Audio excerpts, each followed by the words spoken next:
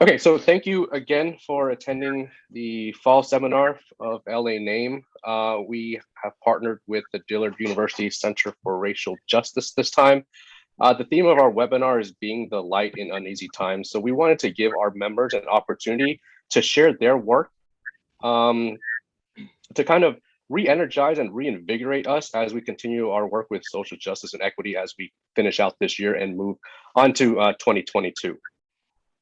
So our welcoming address will be given by the president of LA Name, Dr. Gwendolyn Duhan.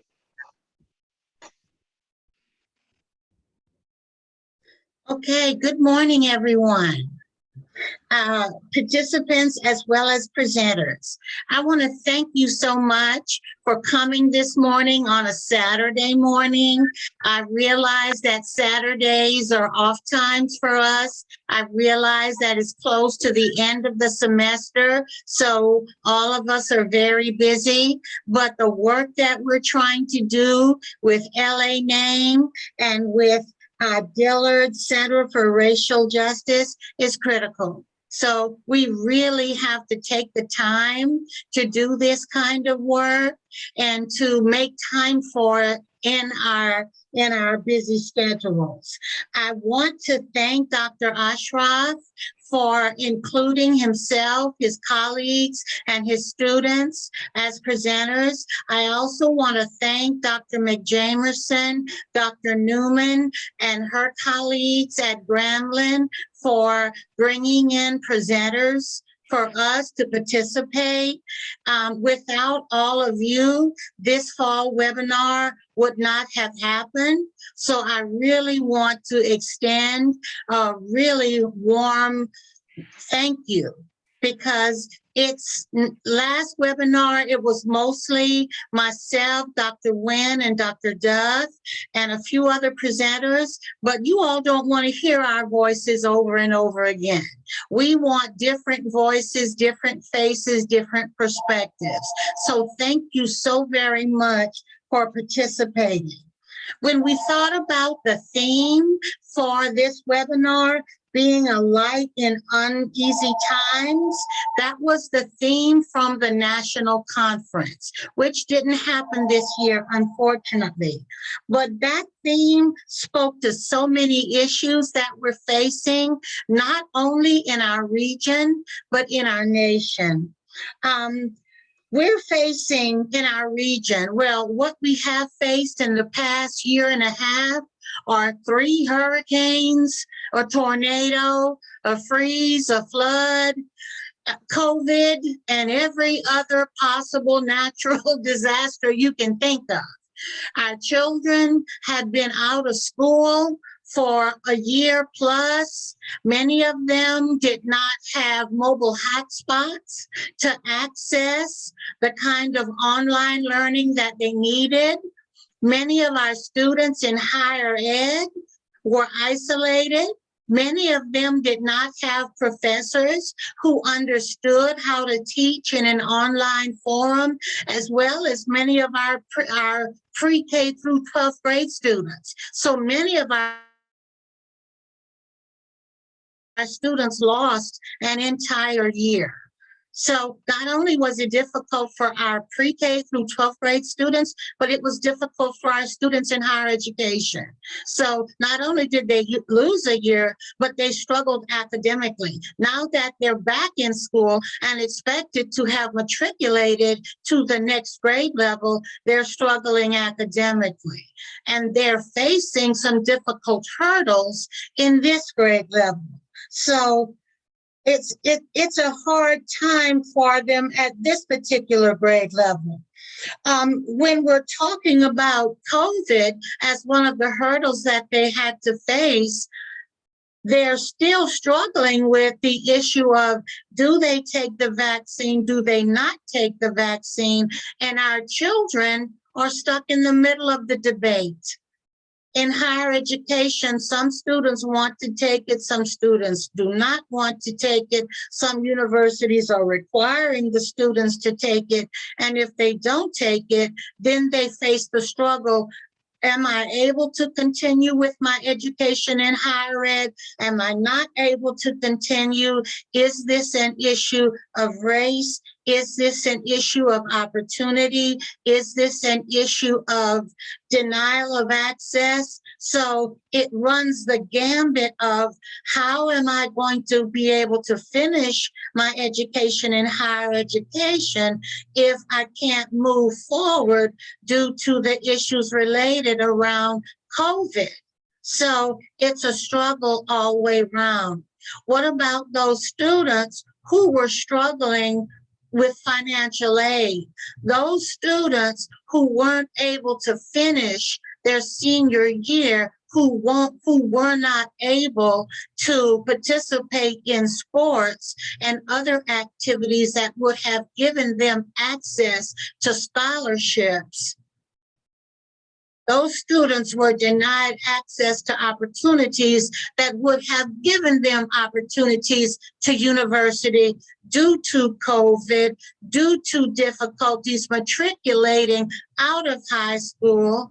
What about those students? So that's all about being a light in uneasy times. What do we tell those students? Oh, too bad. Many of those students were counting on those scholarships in order to get into higher education. So when we talk about our students who needed those scholarships to get into higher education, what do we tell them as educators, as professors? Well, just too bad. Well, that's not enough. That's really not enough. We need to be able to tell them something more meaningful. We need to give them other opportunities. We need to give them other pathways into higher education and make it easier for them to be able to be successful in higher education, especially if their senior year was not successful due to them not being able to get the academic support they needed because they were out during that senior year due to COVID. So when we talk about being that light, it's more than just saying, well, I'm sorry you didn't have a mobile hotspot your senior year, or you didn't have access to a teacher who knew how to teach in an online forum. So too bad for you. Now you're facing higher education, but you're not prepared because you didn't have those advanced placement classes in high school. That's not enough. That's not enough. So being that light during uneasy times, we have to tell our students more than just, oh, I'm sorry, I can't help you. We have to be able to say things that's meaningful to our students in order to help them be successful in higher education, especially those of us who know the struggle. So that's just I don't want to get on the soapbox, but we really do have to have meaningful answers for our students who come to us and say, we need help to matriculate, but we missed a year, or we missed opportunities for scholarships, or we missed opportunities to be successful that first year because we didn't get adequate instruction in that senior year, or in that fifth grade year, or during that leap year when we had to do well in order to matriculate to the next grade level. But let me go on to the presentations. As I looked at those presentations, I have to tell you, I was super impressed because those presentations that we have slated for today address issues of concern related to students of color. But it's not just students of color. All students can relate to those issues. So many times we say, well, and I teach at a predominantly white institution.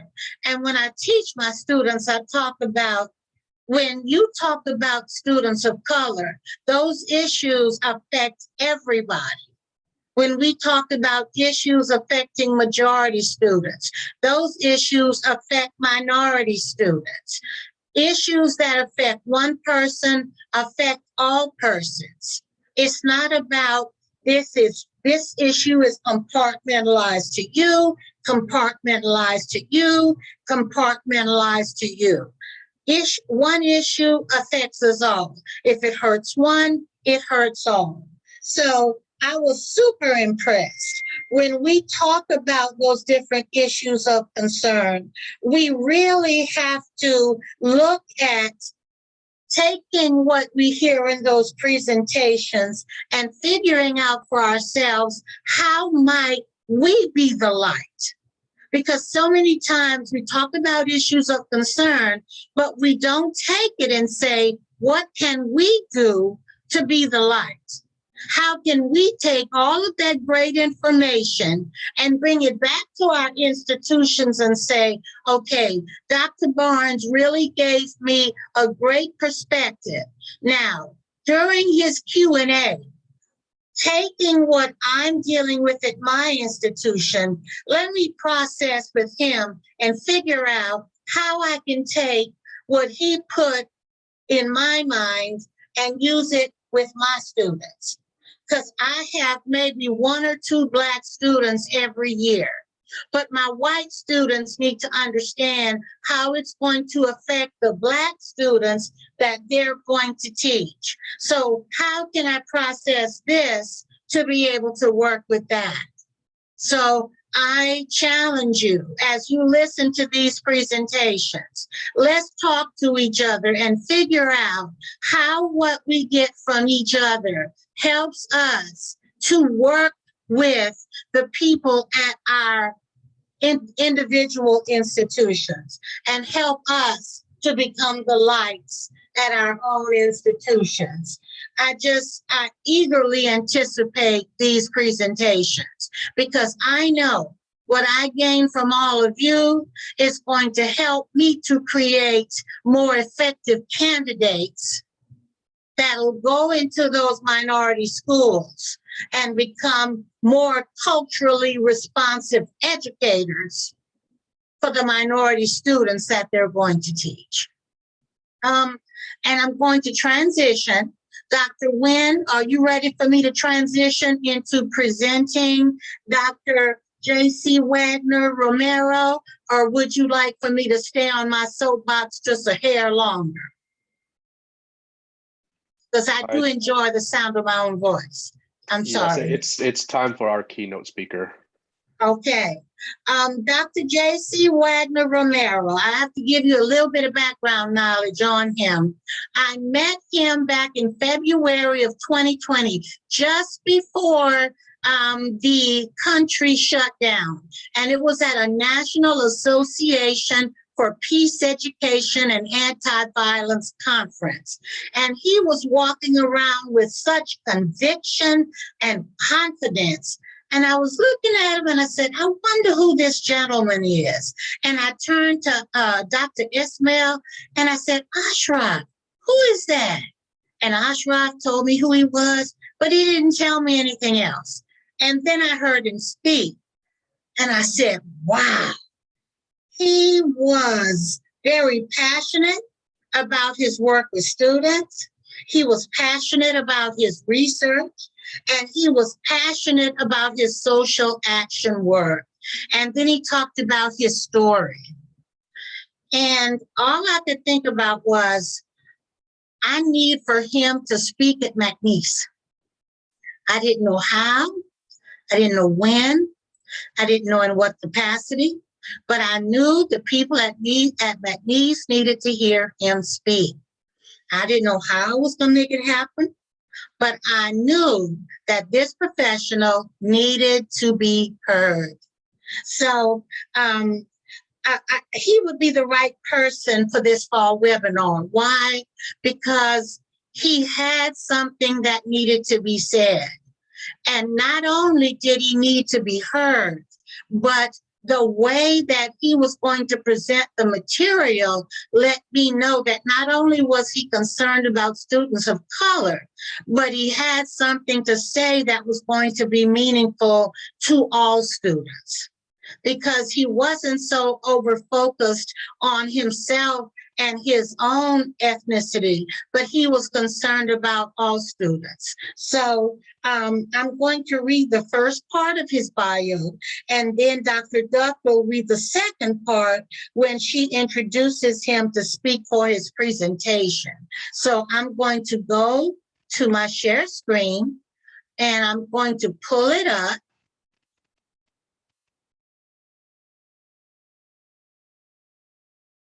Okay. I feel like that was already such a beautiful intro. Thank you. Well, you know I'm going to stroke your ego, Dr. Romero. Now, come on, you know how good you are. Okay, Dr. J.C. Romero serves as faculty member in the Department of K-12 Education at Tulane University, where he teaches courses on diversity, multiculturalism, and equity in education. He also serves as Director of Adult and Basic Education at Delgado Community College in New Orleans. Dr. Romero is a former local and international school and district leader dedicated to cultivating the skills and capacity of educators. Dr. Romero earned his doctorate in education with a concentration in sustainability, social justice, and participatory culture from the University of Missouri St. Louis. His research focuses heavily on issues of race, racism, and privilege, with specific emphasis on immigrant youth and family experiences in public schools. With no further delay, I want to introduce Dr. J.C. Romero. Thank you very much, Dr. Duhan. Can you all hear me okay? Yeah? Great. What an introduction. I could feel my cheeks getting red and hot. It is an honor to be with this group this morning, and I couldn't imagine myself anywhere else, given the times that we are in. It's always inspiring to be in a group of educators, whether you're in higher education, K-12, a little bit of both, because when we're in these spaces, I feel super energized and motivated and leave feeling like I can change the world. And so I am excited to engage with you all today. Dr. Duhan, thank you for that really beautiful pre-introduction. NAME has become such a huge part of who I am as an educator and as a scholar. And so it's an honor not only to be a part of the organization, but to be able to engage with so many brilliant humans around the beautiful state of Louisiana, but across the country as well. Gwen, you didn't tell me what you were going to be talking about this morning, but we talk at least once a week. However, my little spiel this morning is very related to what you were talking about. You know, the many struggles that we and our students have gone through. You talked about it from a higher education perspective. I think a lot of what you were saying is applicable in the K-12 world as well. It's applicable in any kind of world. We can probably find ways to tie it to the work that we're doing as adults with each other. And that's what I hope to portray today. So before I get started, I do want to take an opportunity to thank Dr. Duhan, Dr. Wynn, Dr. Duff, and Dr. Ismail. Dr. Ismail is always one of my biggest champions. Thank you so much for inviting me to serve as keynote speaker for our fall session this year. And before I start talking, I'd like to explain the positionality I bring to the space. So I am a Latino. My family is from Nicaragua, born and raised in New Orleans. I am a gay man. Shout out to my husband, Alex Wagner, who is here on our call. And so brown, LGBTQ, cisgender. Yeah, those are the main ones that I like to share before I speak in a space, especially in a space where we're talking about justice issues. So as we work diligently to continue to build on the legacy of the Louisiana chapter of NAME, as I mentioned, an organization that is so near and dear to my heart and one which I'm incredibly proud to be an active member of. It's truly an honor to be here with you today. As Gwen mentioned, the theme of today's seminar is being the light in uneasy times. And it could not be more fitting given the many, many uneasy circumstances that we've all had to endure as a society, from racism to police brutality, particularly with regards to our Black brothers and sisters, to recovering from an incredibly, what I believe to be an incredibly harmful Trump era, to navigating a devastating global pandemic. And then, of course, here in Louisiana, recovering from a number of natural disasters. Times have been anything short from uneasy. And so as educators, we often are used to working to put out fires, whether it's in higher education or in K-12. I think I was thinking about K-12 specifically when I was writing this. But these social and community-based fires have been very, very difficult to be able to put out. They've been extremely hard to navigate. And to many of us, it's been super hard trying to find ways to see some kind of light at the end of a tunnel. And that takes a toll on you. And so as I sat and I reflected on what would be the theme of my own address to you this morning, there were so many things that came to mind. I could talk about, culturally sustaining pedagogy and how important that could be as we grapple the many traumas our communities are dealing with. To that point, though, I could also have talked about how important it is for us to become informed on highly effective trauma-informed practices as we engage with in whatever work each of us engages in. But there's one thing that I continuously kept thinking about, and it was something fairly simple, and it was rooted in humanity. And that is the importance of cultivating meaningful relationships during these particularly uneasy times. Or, and there might be some people in the space today who know the late, great Rita Pierson, what educator Rita Pierson called cultivating a strong power of connection. And so I don't know about you, but but more than ever today, I have found myself needing to lean in on those around me in order to better fulfill my own duties as an adult education leader, as a professor at Tulane, and even as an elected member of my local school board. I have certainly found myself becoming more and more intentional about cultivating super authentic relationships with my colleagues, as well as my students, because in most of those interactions that I have engaged in, one common theme has arisen. And that theme is that we cannot get through these uneasy times alone. And so to better tie this and bring it back to the theme of the seminar, we have to find ways to be the light for each other during these tumultuous times in our society. In spaces like this one today, when we're able to be in person, those are opportunities where we get to be the light for each other.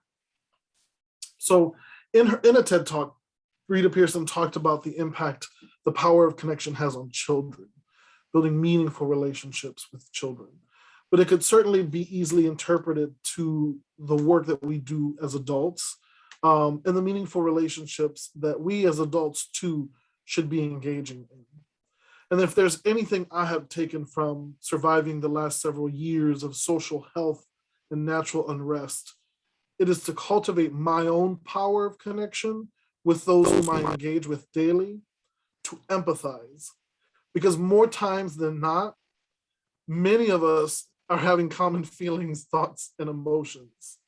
And so it's so important for us to be able to lean in on each other and engage in vulnerable conversation or just vulnerability as a whole, to understand how impactful these uneasy times are on our communities on a very human level, because sometimes we can get stuck on scholarship and teaching and learning and things from a very intellectual level, but really understanding how what we're engaging in really impacts these uneasy times on a very human level. And so as we engage in today's presentations, which I'm immensely excited about, and the many collaborative opportunities, and as we continue to work on building the Louisiana chapter of NAME, I want to encourage everyone who's here to find ways to cultivate your power of connection with others who are here.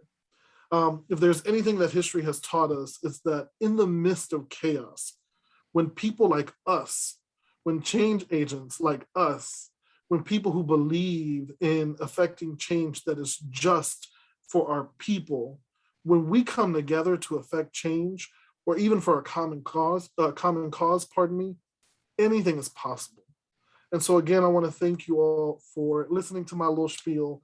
Thank you, Dr. Duhan, Dr. Nguyen, Dr. Duff, Dr. Ismail, for allowing me the opportunity to talk this morning. And I look forward to engaging with you all today. Cultivate that power of connection today. Together, we're going to be able to continue affecting change. I truly believe it. Thank you.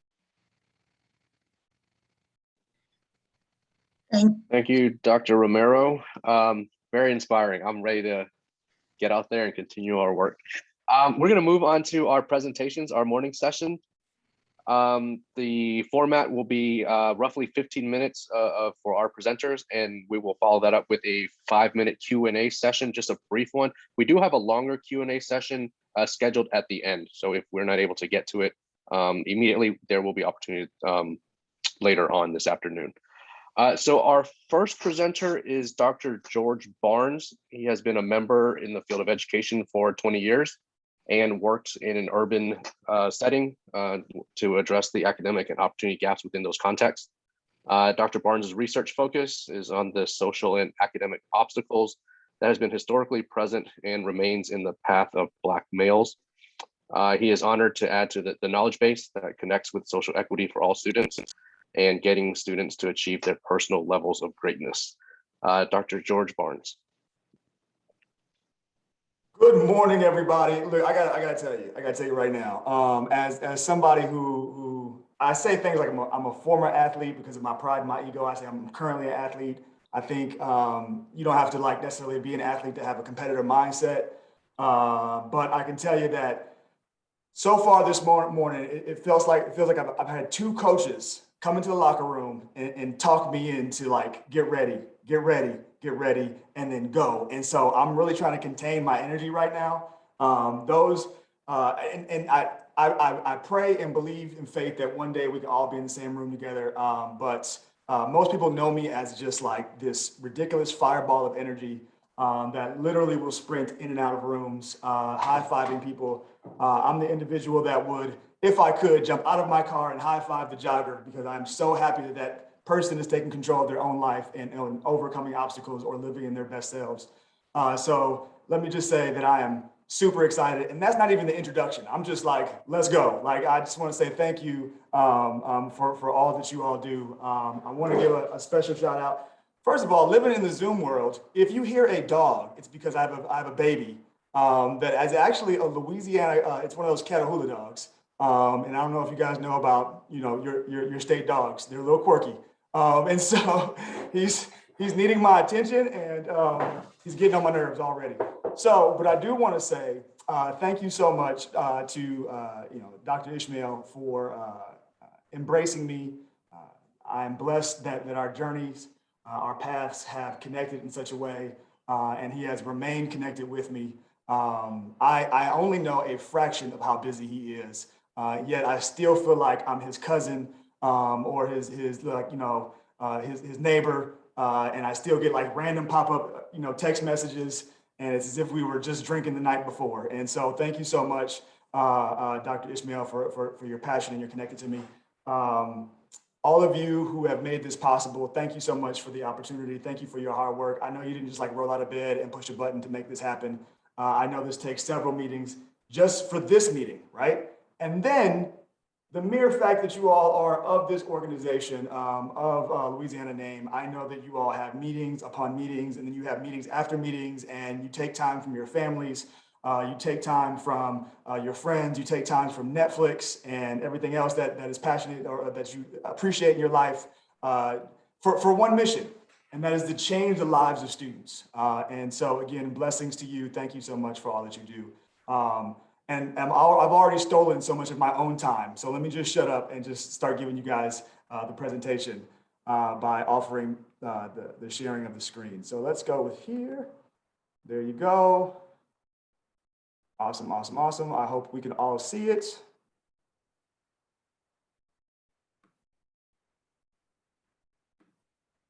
All right. Can I have one of you superstars give me a thumbs up if you can see my screen?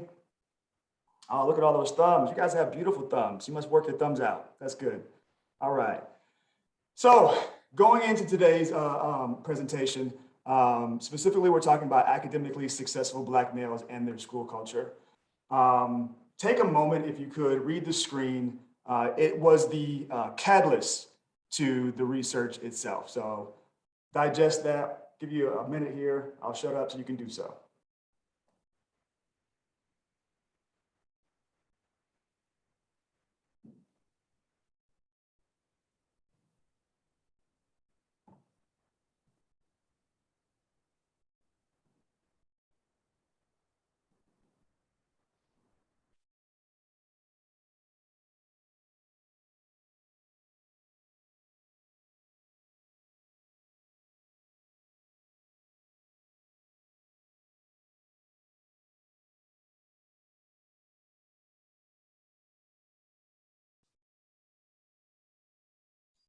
Fifteen more seconds.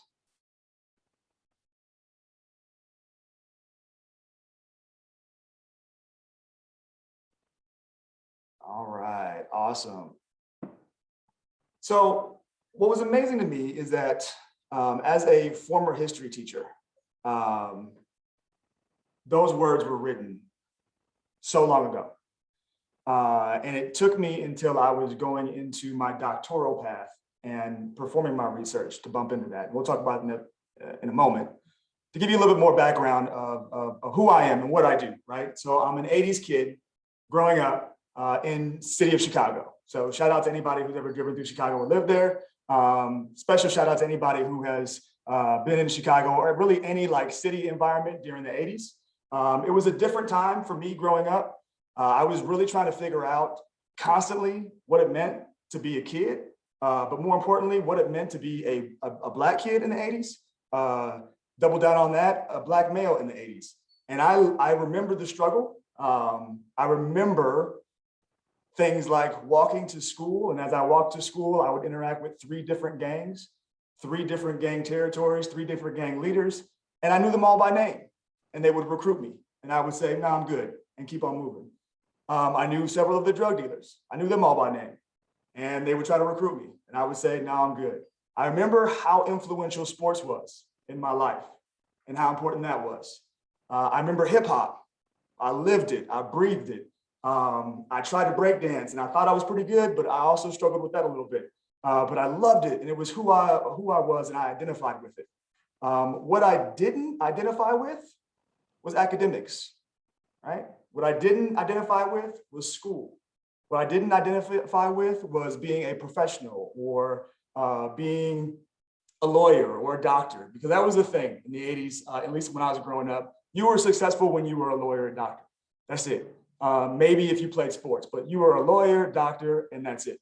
So everybody said, hey, what do you want to be when you grow up? You want to be a lawyer, don't you? You want to be a doctor? Because it was all about that level of professionalism. And quite frankly, growing up at that time frame in that area, that wasn't accessible to me, right? But then there was this show. And yes, there's a lot behind the name Bill Cosby, but I'm not talking about Bill Cosby specifically. I'm talking about Huxtables, right? So the Cosby Show enlightened me to this idea of there's a whole new world out there that is above what in our city there was the Latin Kings, the Gangster Disciples, and the Vice Lords, 3 major umbrellas of our gang society.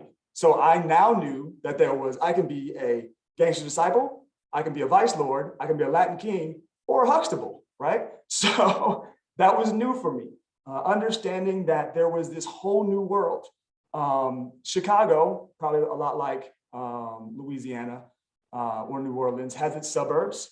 While Chicago was very, well populated and diverse, outside of Chicago, we had the suburbs that probably was not as diverse at that time. So if you mentioned to somebody that, hey, your idea was to move to the suburbs, you were automatically considered acting white. If you were being academic minded at all, you were being a white boy. If you did not wear your Adidas with your fat laces and act a certain kind of way and speak a certain kind of way, you were being a white girl or a white boy. And that was probably one of the most offensive things in Chicago besides saying something about my mama, right? So you either said something about my mama or you called me a white boy and we was gonna get down. We were gonna fight right then and there. By the way, Dr. Ishmael, I'm sorry if I'm not speaking as academically minded that everybody's used to, but this is just kind of who I am. So represent from the kid from Chicago. All right, so looking at this struggle, looking at the academic and opportunity gap, we knew as professionals going forward, right now, you know this stuff. You know, and we've always known that focusing on Black males, because that was my hyper focus going into my research, because I'm selfish, right? Because I'm really interested to my own journey. Quite often when we do research, there's a cornerstone in trying to figure out more about who we are as an individual, right? Something speaks to us. And this was speaking to me, being a Black male in Chicago, growing up, trying to figure it out. I still have this question of, again, what the hell's going on? Sorry, Dr. Ishmael, but that's how I think. I say, hey, what is going on in society that we can't overcome these obstacles? But we know these things. Society tells us and the research tells us that on average, struggling numbers for the Black student demographic is not new information. Lower percentage of success in high school graduation, test scores, graduating with 2-year and 4-year degrees land and have historically landed behind other racial categories. So it's not new to anybody in this room or in any room if you walk into it and say, hey, Black boys struggle in school. You're not gonna blow anybody's mind. You're gonna say, yeah, yeah, we know that, right? We also know that the Black male tends to trend on the lower percentage when talking about test scores or graduation rates, especially 2-year, 4-year, but high school let alone. We know that the Black male trends upward when we talk about suspensions, right? When we talk about discipline, we talk about dropouts, not new information. So I thought to myself, working with this research, yeah, I could hyper-focus on that, but there's more to that because again, I'm a competitor. We're competitors. We want to figure out how can we fix this system? Being the light, if you would, right? So over time, we have seen plenty of research that denotes the social struggles, the economic struggles, the historical struggles, the psychological struggles, and even the spiritual struggles of the Black males and what they have to overcome on a regular basis. The regular trauma, again, not new information. But it kept coming upon the research, and I couldn't help to go back and continue thinking. There were the Huxtables. There were individuals that have made it. I had role models in my life that look like me, that speak like me to some degree, and they made it. I'm quote unquote making it, whatever you may think that is. I'm raising little Black boys that I think are going to make it. So there's something that occurs in the dynamic of these Black males that helps them get above, get around, get under, get through the obstacles, whatever they are. So the research was anchored in what is the secret sauce? Gotta know, gotta figure that out. There's gotta be an algorithm that helps us say that more often than not, if the Black male has this, they'll be better off. If the Black male student has X, Y, and Z, they'll have a higher chance of being successful. So being kind of a culture nerd, being somebody who has always kind of questioned what makes this reality real, we wanted to ask the question of what does the school culture have to look like for students to be successful? So in the continued research, something popped up from the American Institute research from Sami Kitmoto and a larger group of researchers, but Sami was the principal researcher. But what came out in their research, doing the same thing that we were doing, trying to figure out, hey, what's going on with these Black males or just Black students in general? The research said that the more Black dense a school is, the less likely Black males specifically will achieve. That was new information to me. That was new information to me. Now, if you look at that information, and I challenge you to go take a look at that information, that wonderful research, It, of course, said that the more Black dense a school is, the harder it is for every student. But still, at those Black dense schools, your white students, your white male, your Asian student was still doing well, at least better. There was still an academic gap. And meanwhile, your Black brother was doing horrible, right? And that was hard for me to swallow. That was hard to swallow because to me, I knew there were the Morehouses, right? To me, I knew there were those schools that were able to create these spaces that celebrated success. And I knew I've been to places, quite frankly, I've worked at charter schools and I've been places that were predominantly Black, and those kids were doing all right, they were doing better, but we didn't have the why behind it. We just knew what we were doing. It was passion, it was just sweat equity in some cases, right?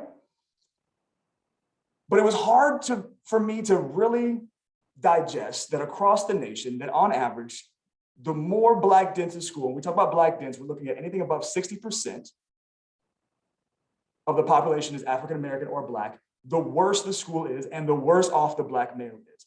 So to break that down a little bit further, as a Black male, if I see more of me, something happens in my reality that causes me to perform worse. And that was hard. As much as we love Black Panther and Wakanda, it just was not happening in these school systems, right? So that catapulted us into trying to figure out what was the experience, what was happening.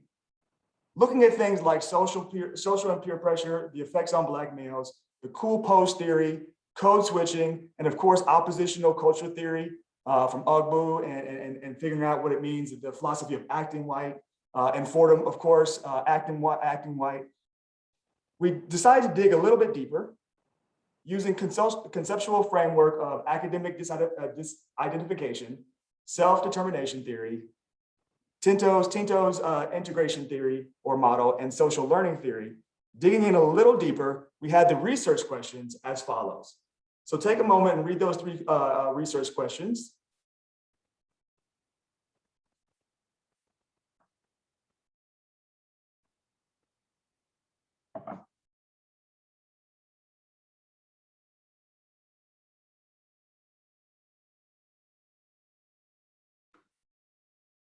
And so using a very simple methodology, we then used a semi-formal interview process to interview what would have been 12 Black males, ended up being 10. And we decided to use a predominantly white institution because something was happening at these low Black dense schools that was causing our Black males to be successful, right? And so interviewing 10 of these Black males in this, what would be considered a suburban area of a 7% population of students, we returned a few findings. Some of us already mentioned those things. The fact that these Black males were successful, and when we say successful, these individuals were getting like 3.2s or higher. They were on their way to college. Everybody said they were the smart kids, whatever that, all that good stuff, right? But they had relationships. They had the opportunity to search for like role models, which means there were Black males on campus. Some of these young men were like, yeah, he's a janitor. Yeah, he's a coach, but he's my guy, because he would always pull me to the side. She would pull me to the side and say, hey, do this better, work harder. In these schools, or in this school where these Black males performed at higher academic achievement levels, there was this desire of high expectations. These Black males had a pretty solid connection with their families, whether that was extended family or their direct dynamic, and they had positive peer groups, which again, if I were to tell any of you these 5 things, you would say, of course, that's not new knowledge. That's not new information, George. We know that if you have these things at our school, things are going to be pretty good for all students, let alone these Black males. But what I did and what we did find in the research, to me, to us, was really special. These, and this is important because what Gwen pulled out earlier this morning, the trauma, what all your students are overcoming. These Black males were able to articulate that they were embracing the fact that they had to overcome the stereotype of what a Black male is in society. They were aware and conscious on a regular basis that they were responsible for interacting with social pressures from their own peer groups or from the world that quite often is opposite of their goals. They knew that they had to win despite all odds. This information was new news to me and powerful to me, and it was important research because it led me to believe that students have to understand that there is a fight. Life ain't easy. Life ain't no crystal stair, right? And whoever they is, being careful of using racist technology, racist pulls and all that stuff is, but we need to make sure that our students understand that oppression is real. We need to make sure our students understand that it is totally true that in many cases, you're going to rub up against situations that are unfair because of the color of the skin or where you're from or where your background is, but you don't get to quit, you don't get to give up. In fact, you need to know that your lift is heavy and I'm here to spot you and you will achieve the goals that we have in front of you, which is different than having high expectations. It is being deliberate about overcoming obstacles. And so the schools, looking specifically at cultures, the schools and or even in the four walls of our teachers' classrooms, the classrooms that are very specific on designing the culture of you must, you can, you will. The teachers that preach, the teachers that motivate, the teachers that say you have a higher calling and you will achieve it despite all obstacles. And specifically in Louisiana, come hell or high water, you're going to make it. Our students need to have that mantra every day. They need to remember that that is their why. They wake up, they come to school, they work hard, they go home, they do homework and repeat. Why? Because you can, you will, and you must.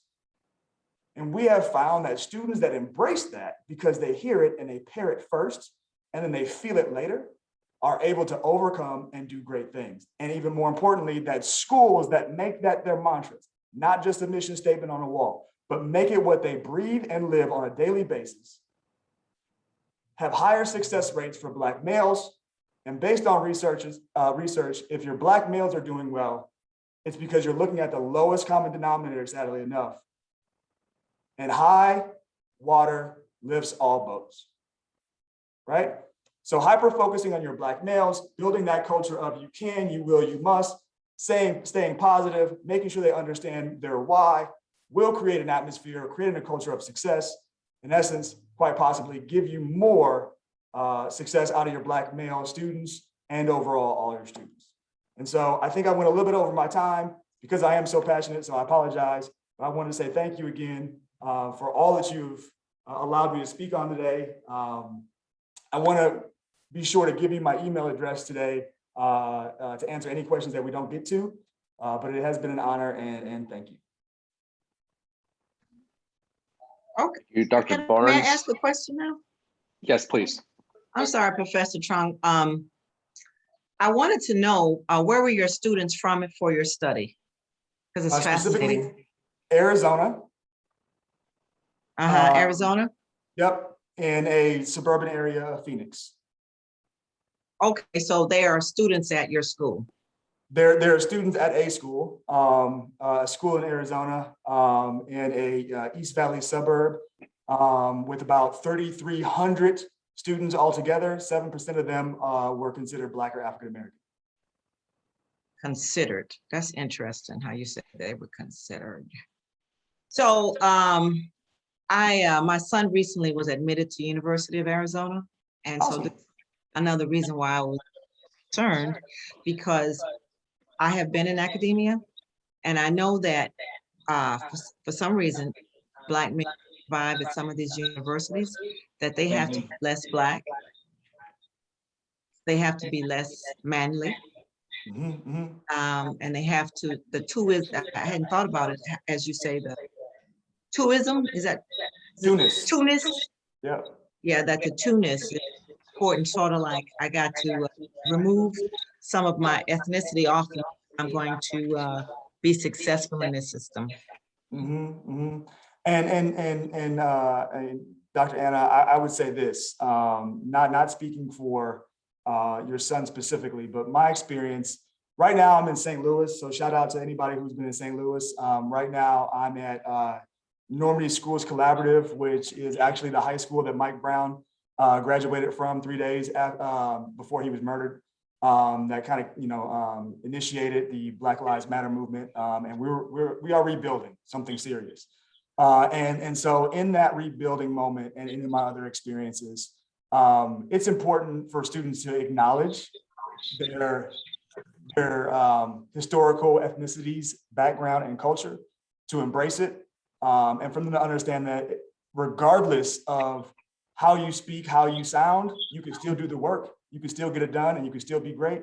I was apologizing to Dr. Ishmael because usually in most times when I speak, I don't sound like my name.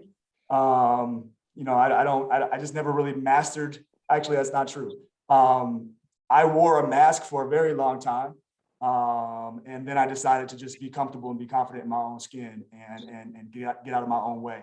So I would tell your son and any son to hyper focus on the work that needs to be done and find the right folks to be around that are going to reinvest the energy in them and not worry about the larger masses and what they feel. I know in University of Arizona itself, they have a pretty strong Black Student Union, pretty strong multicultural clubs, of course, fraternities and sororities, if your son's interested in those things, but he'll find his niche if he looks a little bit.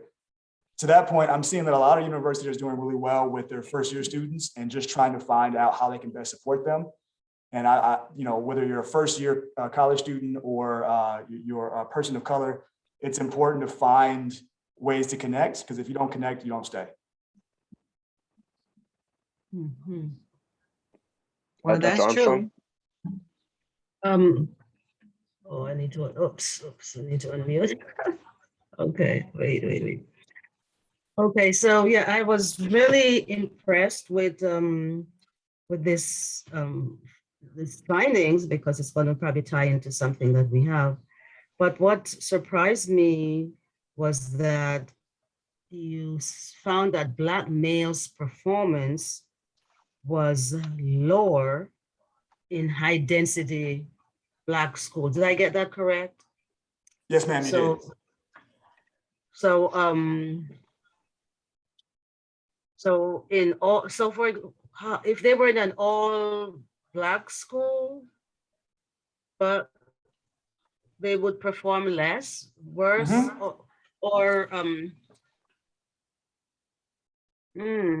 Yeah, so on average, and that's what I had to wrestle with, because I knew there were schools that did this thing very well. That when I said this thing, I've seen Black dense schools that did exactly what I was saying as far as attacking the culture in such a way that they knew what they were doing very deliberately. Their mission was very clear, that they needed to overcome a very prevalent obstacle. But when you're talking about your average urban school in which it is Black dense, so if I go to St. Louis, which where I'm at now, I go down the street and go to a St. Louis public school that is Black dense, your Black male is going to do the worst. Meanwhile, at that same school, there's going to be your usual, when we say usual, we're talking about the way the averages and the demographics are in academia. So your Asian Americans and your white males are going to be doing better, and there's going to be a gap. Now, in general, everybody's doing poorly in that school, but the Black male is doing the worst, like the worst. And I can tell you that personally and professionally, what rubs me the wrong way, and I say in St. Louis quite often, is, you look around and you could say that there's the they that's holding you back. It's us. So what are we going to do about it? Let's figure that out. What's going to happen? And at that point, and I tell my folks in Normandy and St. Louis public all the time, if you're in the trenches, I don't see color in that sense, but we need to also understand that there is a historical battle that we have to overcome. So let's move. And so once you really get your school culture or your classroom to understand that there is something that's working against you, our kids like to fight. You just got to teach them the right fight. And so somebody mentioned specifically HBCUs, and that's a great model. I'm going to interrupt you a little because did you take into account the teacher population in these schools? I mean, your students were high Black students population, but did they have high Black faculty? I mean, teacher also? Yeah, the research that this stems from the American International Research Group, they took into account teacher certification, demographics, race, gender, all that stuff. Once it was all scrubbed out, it still came down to that situation. What I said earlier was that, yes, role modeling is important. Research has shown that, you know, when you have Black males in school buildings, Black males do better, and so do other students as well. But, you know, to sit around in HR and say, hey, we're only going to hire Black males isn't what this research is about. It's to make sure that our students can have a touch point with people that look like them. The students in our research specifically were able to find coaches, were able to find, assistant principals and teachers. And so the goal really is just to make sure that the students see somebody that looks like them that's also achieving. Okay, thank you, Dr. Barnes. I'm sorry, Dr. I guess you need to move so, on. Okay, sorry. yeah, we're going to have a longer Q&A session this afternoon. Okay. Yeah, so thank you, Dr. Barnes. Again, this was kind of what we envisioned when we asked for a presentation is to share, for our members to share their work. As I was listening to your presentation, it just immediately came to mind certain schools and admins within our context that I would like to share this work with. So next, Dr. Christine Duff will introduce our next presenter.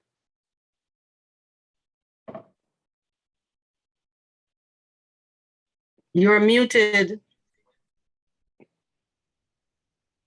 Thank you. And I'm also switching screens for my notes, so bear with me. Thank you. Okay, it's my pleasure to reintroduce Dr. J.C. Romero. All I can add is that he is continuing to serve on a variety of boards, Center for Racial Justice at Dillard University and the elected District 4 representative on New Orleans Parish School Board. So his research focus is race, racism, and privilege, which Gwen highlighted. His presentation for today is titled Experiences of the Unheard, Latinx Youth as Catalysts for Social Change During Tumultuous Times. Please take it away, Dr. Romero. Thank you, Dr. Duff. Again, thank you all so much for allowing me the space to share my research and the things that I am really passionate about. So before I get started, I want to say that this is one small piece of a much larger project. And so I'm going to talk a little bit about, and Dr. Nguyen, I'm going to try to push through really quickly. In fact, I have my phone and I'm timing myself 15 minutes so that I can make sure that I at least get through the critical points, and then I'm happy to answer any questions later this afternoon. So the title of this presentation is called Experiences of the Unheard, Latinx Youth Voices as Catalysts for Social Change During Tumultuous Times. Tumultuous times here are defined, as I mentioned earlier in my opening, as sort of Trump era to pandemic to natural disasters. I also want to make sure that I raise up the term Latinx, ALTINX, is the gender neutral word for Latino or Latina. It's a term that very recently was coined and now is used in scholarly work across the country. And in fact, it's becoming a much more sort of ordinary day-to-day term used. So I wanted to raise that up in case people didn't know. I want to give a quick shout out because I said this is a bigger project. This is a small part of a big project. And so we're going to be talking a little bit about youth voice and having created this youth participatory empowerment model. And this model was crafted by 7 scholars from across the country, including myself. Many of us worked with students in different socioeconomic neighborhoods, racially diverse backgrounds. We had folks who worked with a Navajo reservation, a youth group at a Navajo reservation. I worked specifically with undocumented Latinx youth here in New Orleans. And so what we did was we conducted a qualitative action research study to essentially empower youth with a YPEM. You'll hear me say the term YPEM, and that stands for Youth Participatory Empowerment Model, that identified and engaged a community heritage or social justice need. And so why is this important? These are going to be very obvious, or as Dr. Barnes said, not so new things, right? And so this isn't surprising. So we know that citizen engagement in community and public life is vital to a healthy democracy. I think election season often gets us thinking about this a lot. And today is election day in Louisiana, I know a lot of people are thinking about this. Young people specifically have a unique place in community citizenry, yet they aren't often able to do things like vote or serve in leadership capacities where they're taken seriously, yet they have so much at stake for the future. And it is evident that youth can be powerful allies to what we call a participatory culture. Some research trends that came up as we were engaging in the crafting of a youth participatory empowerment model. And in fact, I was looking for it and I couldn't find it, but the youth participatory empowerment model ended up being a 300-page curriculum book, essentially, that helped, or whose purpose is to help people who are engaging with youth across the country grapple with and engage in issues of social justice and community heritage through 5 different stages. And I'm going to go through those 5 different stages. But some of the trends that came up in terms of literature on community disconnect are also not so new things and shouldn't be a surprise, especially to the people in this group. Social justice remains a forefront of America's struggle as we grapple with difficult racial history and inequitable policies within our nation. There are financially crippling practices that have continued to widen the income gap between the haves and have-nots. Social inequities have been exacerbated. So we have experienced COVID-19 here in Louisiana, the hurricanes, and youth have fallen as some of the greatest victims to these issues. These problems require sustained generational input. And so that is why it's so important to engage youth to participate in dialogue and in these processes and have them be a valuable part of a lot of the work that we're engaging in to enact change in our communities. And then some other things, some trends on youth engagement. One was the impact of participatory youth involves students learning to engage in local needs. So them having the ability, the capacity to engage in community and or school-based needs. And I bolded this because it really has to do, it's really critical, and it has to do sort of with figuring out how we grapple through these uneasy times. So when youth are directly affected by a particular social issue, they're more likely to want to engage in challenging the issue. And I think an example of this is through the research that we engaged in, but also through the media, we saw youth really stand up for issues that they believed in during Black Lives Matter, during the police brutality that has occurred in our society. We have seen youth take sort of the lead in, I can't remember the young lady's name, but with issues having to do with climate change. In fact, I think she was named Time Person of the Year at the age of 15. We have seen youth after shootings in schools be at the forefront of large-scale discussions. And so when they're affected by particular issues, they're more likely to want to engage in challenging those issues. And then research has shown that in some instances, school engagement heightens when youth are given the opportunity to take the lead in school-based issues. So engaging in things like restorative practices for discipline, health education. And this particular bullet is one that I'm continuing to engage in research-wise and am continuing to unpack because I'm really curious as to how students become more engaged in academics when they're given the opportunity to lead sort of the social, emotional pieces of schooling. So we engaged in a qualitative in nature process, a participatory action research sort of package of case studies.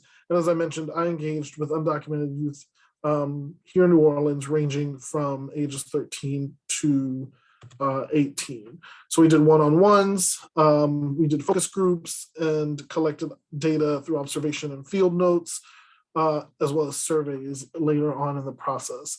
And so this was rooted in the social theory for leadership development, social change theory, sorry, for leadership development, which highlights the importance of process to affect change and cultivate leadership capacity, as opposed to thinking about leadership as being a role.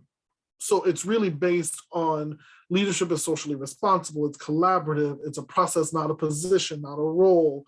Leadership is inclusive, it's accessible to all, it's values-based. Community involvement and service is a powerful vehicle for leadership. And then there were six core values. Actually, there were 5 core values within the social change theory, which were consciousness of self, commitment, common purpose, collaboration, and controversy with civility, that we were looking for as we were engaging in the 5 stages of implementing that YPEM. I have 6 minutes, so I'm gonna try to power through. We added change as a 6th one because change, whether it was change of thought, change of feelings, like physical change that we witnessed, became a theme, became a value as we navigated dialogue and planning processes. So as I mentioned, this was a guidebook. Here's a copy of the guidebook. And the guidebook is rooted in the 5 stages of action research, which is develop, do, study, reflect, and act. And so we first started with pre-implementation interviews.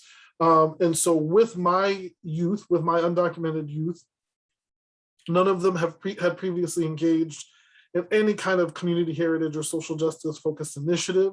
There were 11 questions that we asked them personally, and we reflected on things that were important to them in their community and their vision for what could possibly be in the future.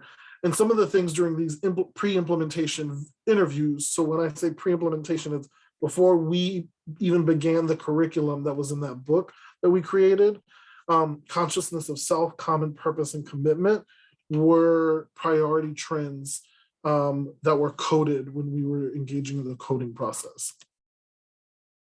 So stage 1 was develop, and what we did was we developed norms of collaboration. They were given the opportunity to engage in activities that identified barriers and key issues that impacted them, their people, their community. And so some of the things that came up were things like the wall, issues that were occurring in immigration detention centers, and then Trump's America. And then what we did was then created a plan for community partnerships and collaboration. And that involved crafting a list of community organizations that were engaging in sort of really strong social justice, youth-based work. One of the quotes that I wanted to share with you all, and I'll read the translated version that came just from the first stage of developing, where we're developing norms of collaboration, where we're building that authenticity and cultivating that power of connection, happened in day 1. And one youth said, I spent 15 days in the center like the ones you see kids in on the television. There's a lot of trauma that comes from being hungry and thirsty and not knowing where the rest of your family is. That is why I want to talk about these issues. So then stages 2 and 3 happened one after the other. So that was do and study. And so we engaged community partners through letters and telephone calls. We reflected on how other youth were tackling social issues in their communities. We looked at Puentes New Orleans, which is a Latinx development organization. We looked at VELA, which is a Vietnamese youth organization in New Orleans. And as we were engaging with partners, as we were cultivating that power of connection, commitment, common purpose, and controversy with civility were the themes from that social theory that arose. And then finally, I don't know why it says in progress, but stages 4 and 5, reflect and act, students or young people were able to engage in conversations and reflections with leaders because they went through this long process. And unfortunately, this is a presentation that I would give in about an hour and a half. And so there was a long process, right? From stage 1 all the way to stage 5 that led us to being able to engage in a town hall with leaders of the community, with nonprofit leaders. And this town hall specifically was meant to inform adult leaders and mentors of issues that were pressing to youth and to provide a plan. So when youth are given the opportunity to be like, this is how we feel we can fix issues. A lot of times what adults do are, you're just a child, like sit down. But when we take a step back and reflect and look at what youth oftentimes present us, they have very valid points and suggestions. And so going back to this leadership being a collaborative experience is super important. And then youth being at the forefront of youth issues is super important. And then change was the most common value that arose in the end. And youth changed their thinking. They changed their communication with one another. And they cultivated this sort of sense of responsibility, this voice, the sense of identity that would then be a catalyst for them to continue engaging in this work on their own without me having to sort of lead the process as a researcher. Because, once this project was done, they continued on the work without me. And so I have followed up. But one of the things that I want to mention before my time is up, I have 1 minute and 10 seconds, is in this stage right here, one of the quotes that was super powerful that I took out and that I felt was super tied to the theme of today's seminar is from a youth that shared as follows. I have sometimes felt like my voice does not matter, but I like that I can talk to leaders in the community about the things that I think are important. I also like being able to talk about to other youth about ways that we can change the world, especially during really hard times. And so Gwen, if that wasn't meant to be for today, I don't know what was. And then finally, the final trends. So as we reflected on the experience with these youth, and this was a semester-long experience, this could be an experience that happens over a year or years. It could be implemented in nonprofits. It could be implemented in classrooms. It really could be tailored to so many different sort of spaces. But in this very moment with these particular youth during the Trump era, and all of the social unrest that we as a community have engaged in and dealt with, vulnerability, relatability, and relevance created a basis for authentic engagement. And so it helped to ground these youth in issues that mattered to them, because there were issues that made them feel unheard and unseen. And so they wanted to reverse that. We learned that storytelling was a process of crafting personal narratives that embedded youth in painful societal issues, but it deepened their interactions. So they reflected on as you heard, Youth One share the stories about being in the detention centers. They engaged in painful narratives and storytelling, but it deepened their interactions with one another. Regardless of their actual citizenship status, the YPEM process helped Latinx youth cultivate stronger senses of identity, which was evident in how they presented like real strong human beings, a plan to leaders for how to improve communication with them, and how to improve just a variety of issues like language access in schools and in the justice system for their community, for my community.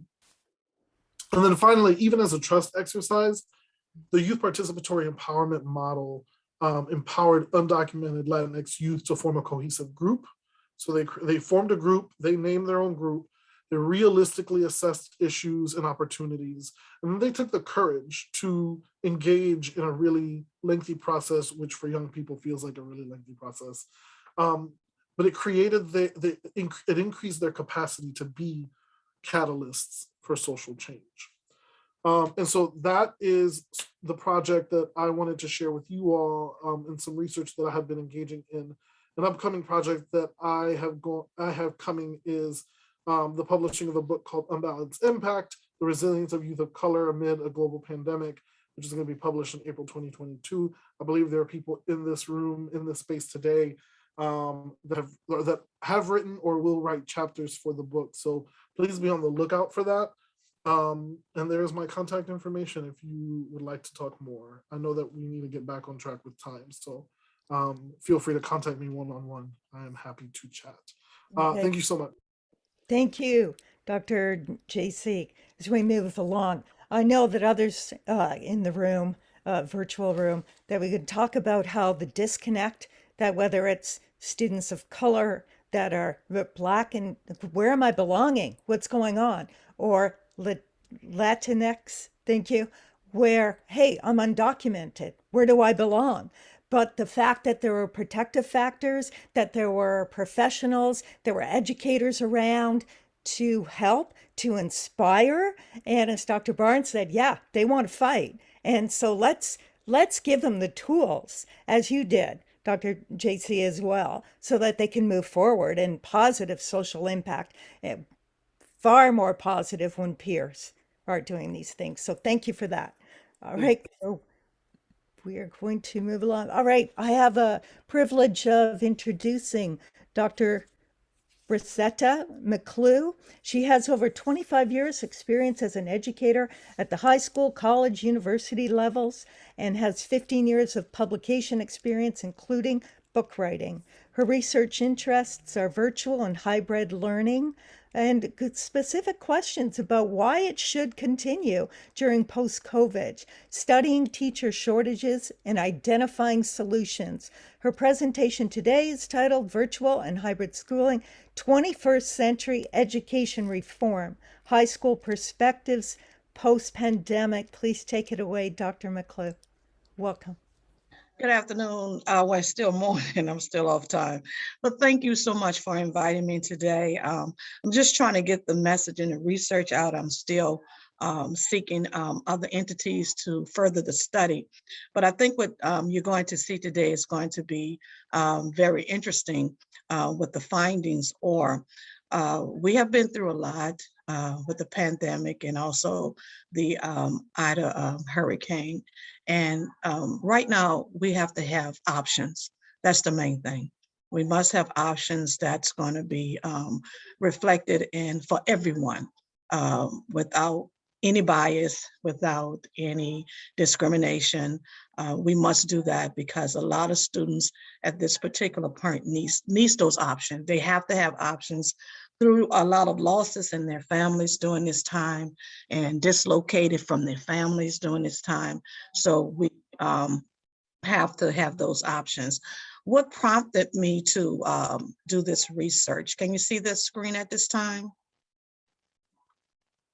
Can I get a? No, we can't.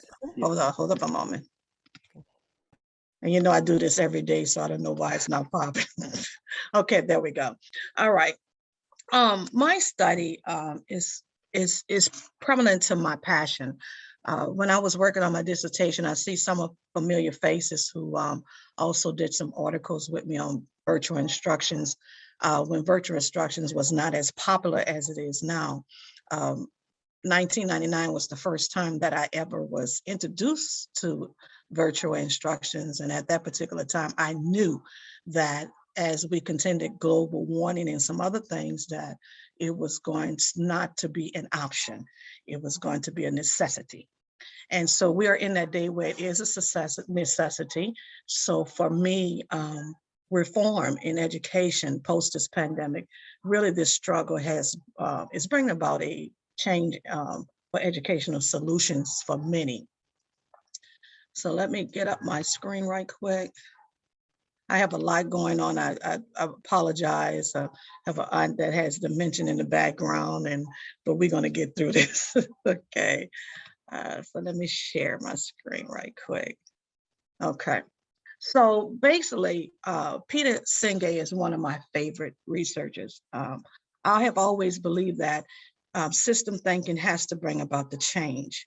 And if we cannot think about the whole, then we sure cannot change and do anything with the part, because the whole has to be considered for anything.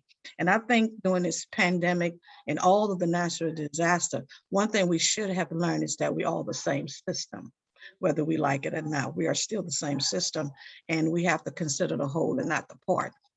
So in doing this study, the study was done with an international virtual school group, parent group online, whom we asked to survey their child with them on what they thought about virtual instructions, and what they thought about hybrid instructions versus the traditional instructions. So we knew that during this time that education was embraced differently, whether we like it or not. Teachers were not trained, children were not trained, administrators was trying to feel their way through. It was just embraced in a different facet. And so after this change, due to the changes, should hybrid and virtual instructions remain as a continual option for high school students, Are there signals in education that show us that reform is actually taking place, that we're moving toward the 21st century in a different manner? Many people are working home now. Students need to be home to take care of a parent, or they need to be home because they have to work now. That's a reality. Can we now say that we no longer need to memorize things? And that's a key for taking these LEAP exams and all of these standardized tests, which doesn't matter. Why memorize anything when technology is at hand as a quick reference? And the children of today, their cell phone is truly their resource. So I reviewed a whole lot of literature. I just wanted to share a little bit today because the time is kind of short. When I normally do this presentation, it takes me about an hour. But I want to focus in on virtual school becoming more of a mainstream for parents, especially for the child who has a disease, or that sick child, or that child that has a chronic illness, or sinus issues are in the schools, post-natural disasters, post the pandemic, if they have had COVID and they're afraid to come back to school, or their parent had just died with the COVID and they're afraid to come back to school. So we need to kind of like give them that option. So educators must continue to learn the pathway and see how we can educate each child as individual and as a collective being, and especially in the high school. So one of my favorite quotes by Einstein is, and he was a foreseer, he was an ADA student, he had a learning disability, but he did mention never memorize something that you can look up. I do not personally believe in memorization because that's the lowest form of intelligence. So when I teach my kids, they always say, well, why is it an open book test today? Because this is something that you have to memorize. So you can look at your cell phone, you can look at your computer to look up the terminology, because you're still learning it anyway, and you're going to retain it. So why memorize something when you're practically, if you're going to be a pharmacist, if you're going to be a doctor, if you're going to be a teacher, we look up things all the time. We're going to be a researcher. We're not going to memorize it. We're going to look it up and we're going to use the information. So I'm a practical type person. So for me, this pandemic has brought me to a whole nother level of what education for high school students should look like. We should teach them to transition into society, whereby they can find the resource, find the information. So, virtual is the key for that. The study result, after analyzing my information, even though it was a small group, it was just an international Facebook parent group, because we were at home and I had to find data. And so I created a small survey sampling with quantitative and qualitative questions. And I got permission from this international Facebook group, and they actually dispersed my survey and study to parents of that group. And we did receive 150 responses from there. And so the parents were excited about it because they wanted to have a voice in stating whether their child should go back to school or have the option of being virtual students as well as hybrid. Now, in Jefferson Parish school system, we did both. We offered, during the pandemic, we had to go to school because we had to bring in some students who had to be hybrid kids, but they only came they came 2 days a week, 2 days off, and Friday, everybody just had that particular day as a study day. So that worked well. The sampling of the quantitative results, it was very clear. 51% of the students who responded wanted to remain virtual. And that was very shocking.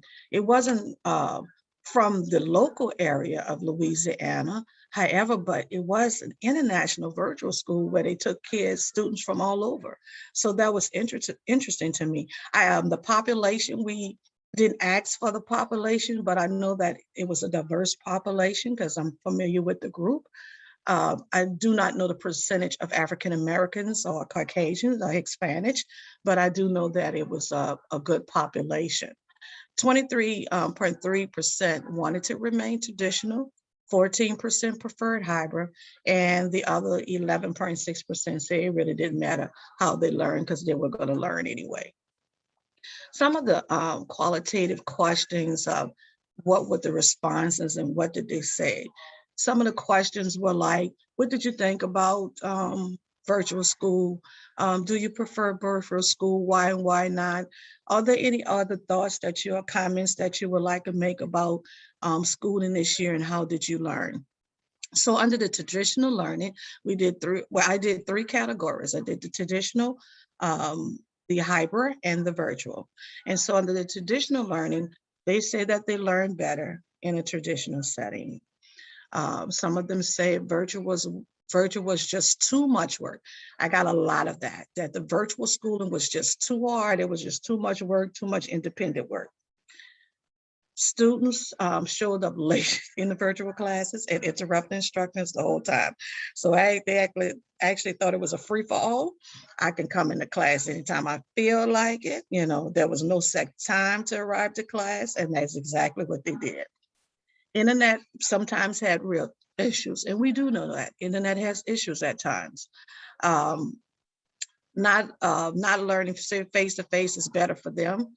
Needed to be in school. They failed all or some of the courses, and students they wanted to pop in class at any time. That was a major issue of this study.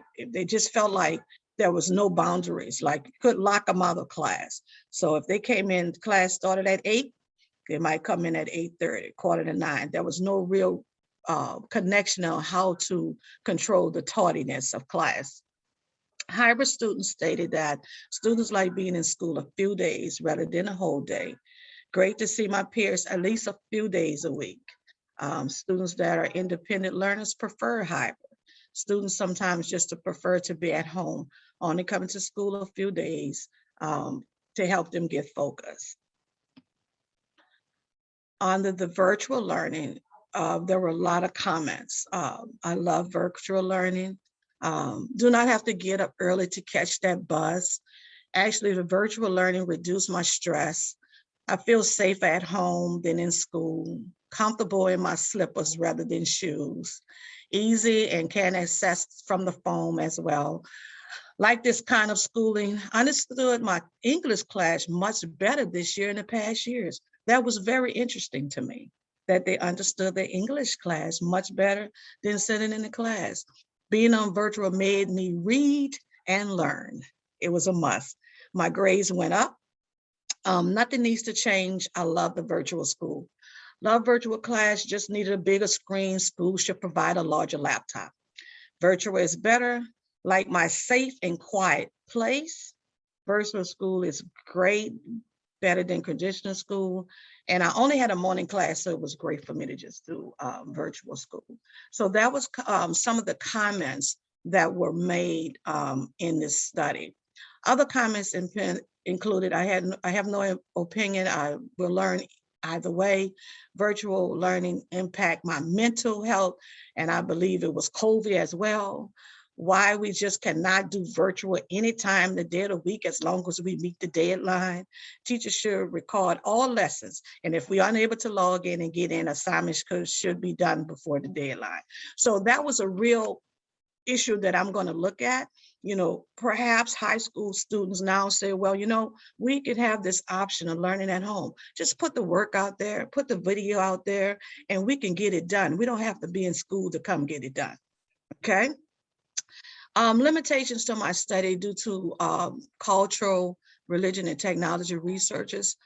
Teacher technology preparedness and understanding of schooling, homeschooling environment that affect this study. The validity from state to state may have different behavior outcomes. Okay, and we actually do know that, because I know in my state, we number 50 in the state, whereas Atlanta, Texas, and Florida, who has been doing virtual learning for probably 20-something years, their impact will be different from ours because they were already prepared to do it. Finding from this small sample definitely indicate that we should continue with the virtual schooling. So that's something that we all need to just digest and just pull back without any bias. And that's what I'm trying to do. I want to extend my study so that I can pull away from any bias so we can get to the grit of it, because perhaps this is the new education reform that we perhaps have been looking for.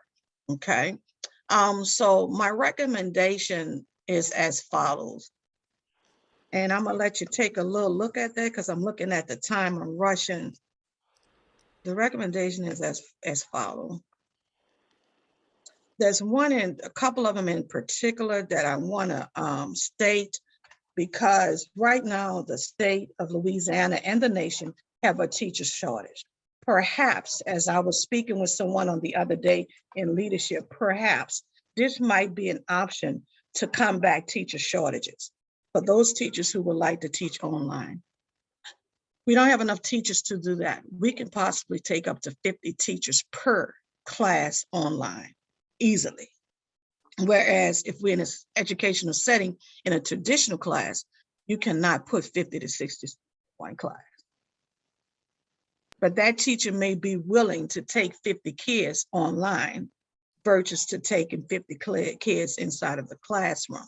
Now, a lot of training still have to be done in that area. We already know that. A broader study has to take place to see whether or not this is something that is really globally, okay?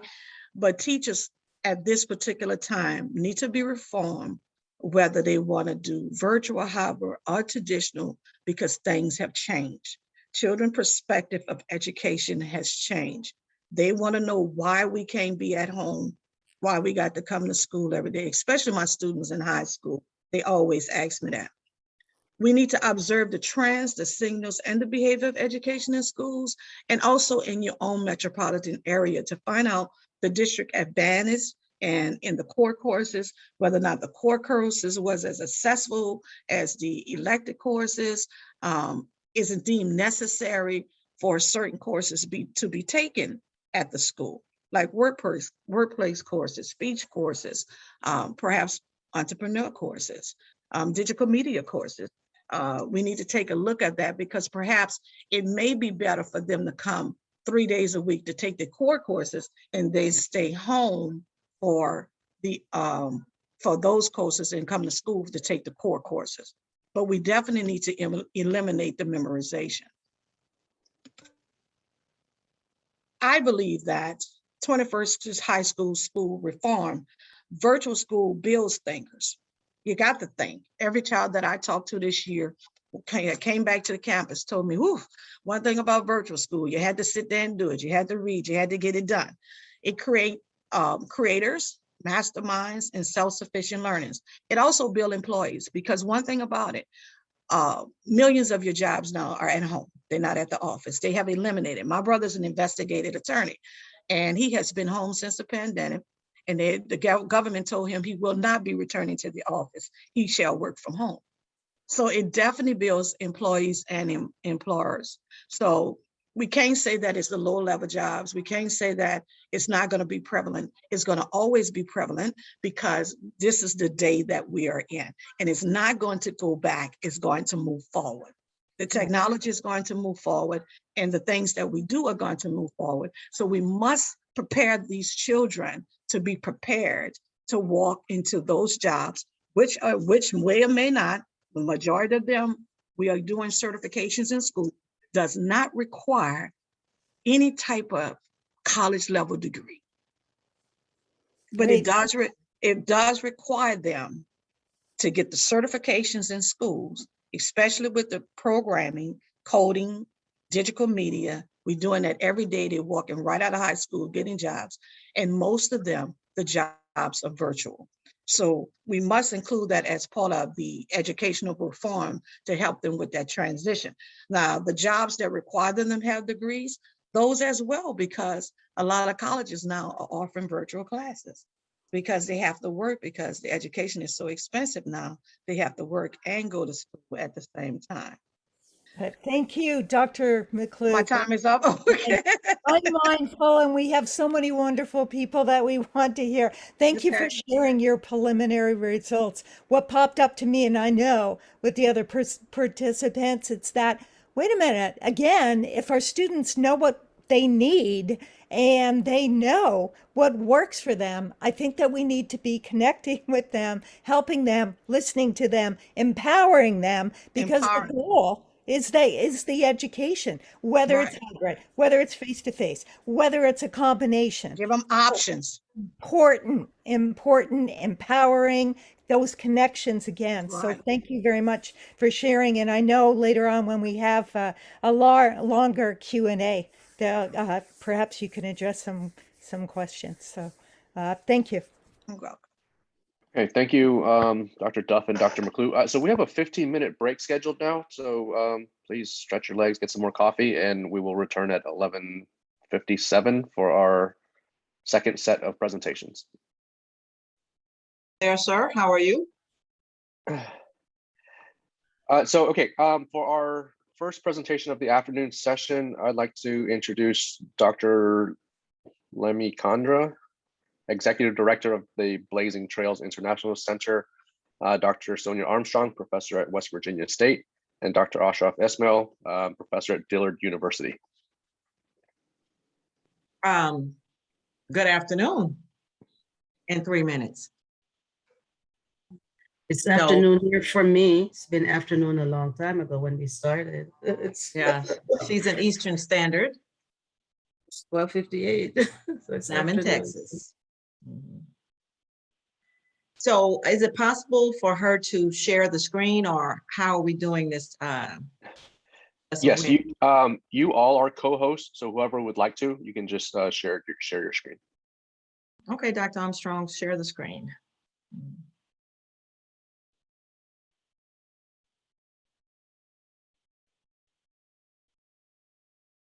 Okay, you should be able to right now, Dr. Armstrong.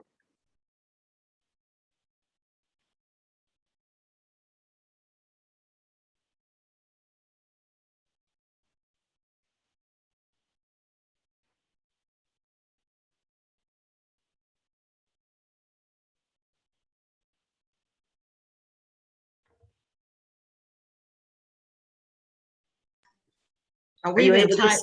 Yeah, you can yeah, put it see? in the mode to show it though. It says you are screen sharing.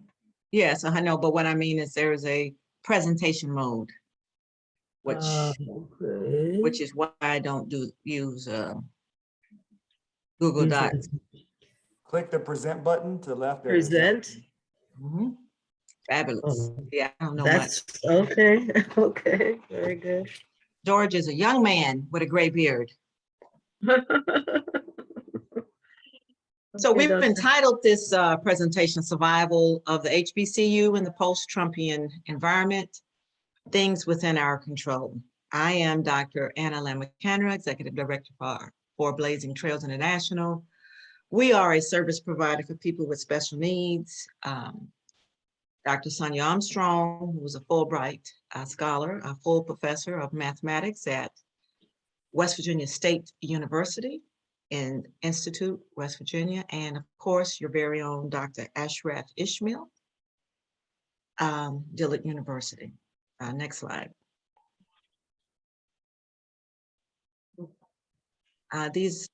The three of us, we've been doing things quite a bit for the past, let's 20 see, years. yeah, almost 20 years. Right, just because my picture is bigger doesn't mean that I am, you know, it's just how it looks on a Google Drive presentation. Okay. Okay. Now, when you're talking about HBCUs, let's think about when the first one was organized back in 1937 officially, the Institute for Colored Youth in Cheney. 1837, Doctor. I'm sorry, 1837, first organized Black schools in the US. Your first Black college was Cheney. It was established with a $10,000 donation or endowment.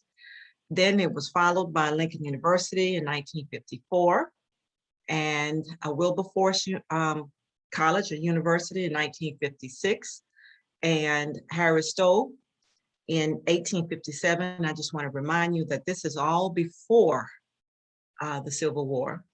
And of course, these schools are all above the Mason-Dixon line. In 1990, we had the Morrill Act, which established 19 public Black colleges to educate Black Americans. 1890, Doctor. I'm keep saying behind 19. 100 years behind the 8 ball. I'm sorry, y'all. 1890. Morrill Act established 19 public Black colleges to educate Black Americans in STEM, primarily agriculture. And it's important to look at briefly the 1964 Civil Rights Act, which provided the mechanism for ensuring opportunity for federally assisted programs and activities. And during this time, most Blacks attended HBCUs as PWIs in the South in particular had yet to begin to desegregate. Because my mother actually had been up at Northwestern and they waited until LSU desegregated before she could come back. Now, this is what our classrooms used to look like back in the Tuskegee Institute, 1930. And now Tuskegee, 2021. Next slide. Now, did you know that this week actually was HBCU week? And today is the 13th, the last day of our program. So, next slide. Now, what's the purpose of attending the Black college? Well, historically, Black colleges and universities were established to serve the educational needs of Black Americans. Prior to that time, the establishment of these colleges, Blacks were generally denied admissions to the predominantly white institutions. And I will say that mostly in the South, because you have instances in the 20s, 30s, 40s, and 50s at some of the schools in Massachusetts, Illinois, and Iowa, where Black students were able to go, but not more than 1 or 2 at a time. But in the South, they were definitely denied, and that's where you had your large populations of people of color. Although the relevancy of HBCUs has been questioned, these institutions still exist and have provided uplifting of Black culture and history through pride, pageantry, and meaningful rituals. So the question is, do we still need HBCUs? Yes or no? Now, these are the 19 colleges Yes, I should say yes. I was trying to click yes when when it switched to the next presentation slide. So HBCU land grant institutions, these were the ones created from the Morrell Act. And it's important to note when they were founded and the thing that we were concerned with it, we looked at graduation rates. So why would you want to continue to ask for Black students to come to your college when your graduation rates are so low? Yeah, so so what we did, we focused on these particular land grant colleges. And in some of the non-land grant colleges, we have graduation rate a little higher, like at Spelman. And we do have some private HBCUs with much lower than it is.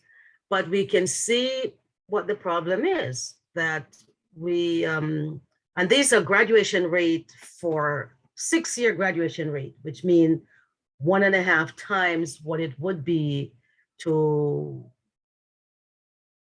you are paid 4 years, they give you 4-year tuition and all of those things. So that's why it is, but this is the 6th year. So you can imagine that, say at Alabama, they accept 91.8%, but after 6 years, for every 100 students they graduate, for every 100 students they accepted, only 31 would have graduated after 6 years on average. And a place like SUNO, where I used to work, has a 4% graduation rate. How does that happen? Well, again, we think about their graduation and their acceptance. Well, that's depends on, a lot of that again depends on, again, the time frame, right? Mhm. When they started, when they ended, based off traditional students to entering as freshmen, whereas SUNO has mostly non-traditional students. But even Right, with and that, so- but even with that, if you just look at this, right, and even if you look at one for 4-year rates, the graduation rate is not that different. Mm. Okay, because we're still looking at, let's say your big HBCUs, let's see, where is that? Southern University is still at 41%, even if it's 44% if it's 4-year.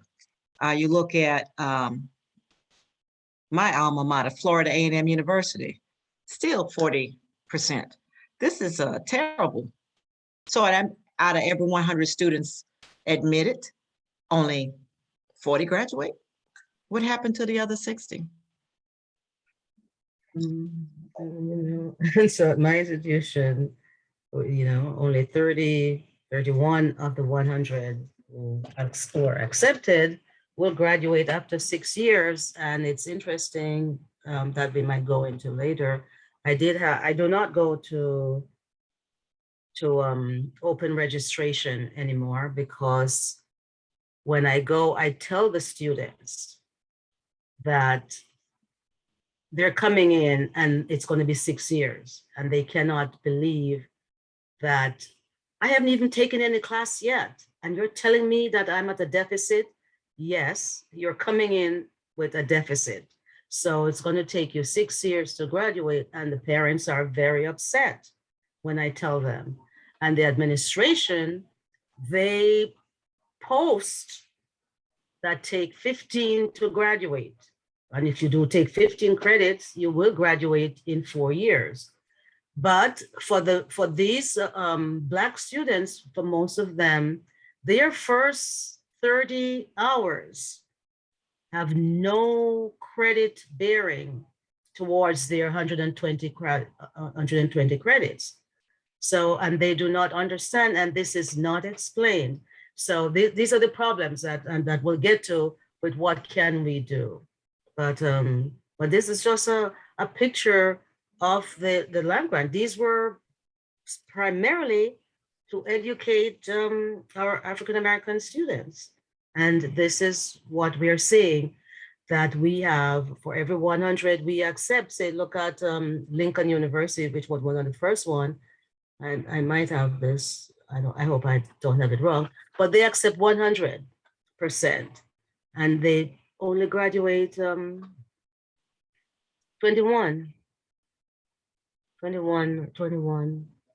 of the 100.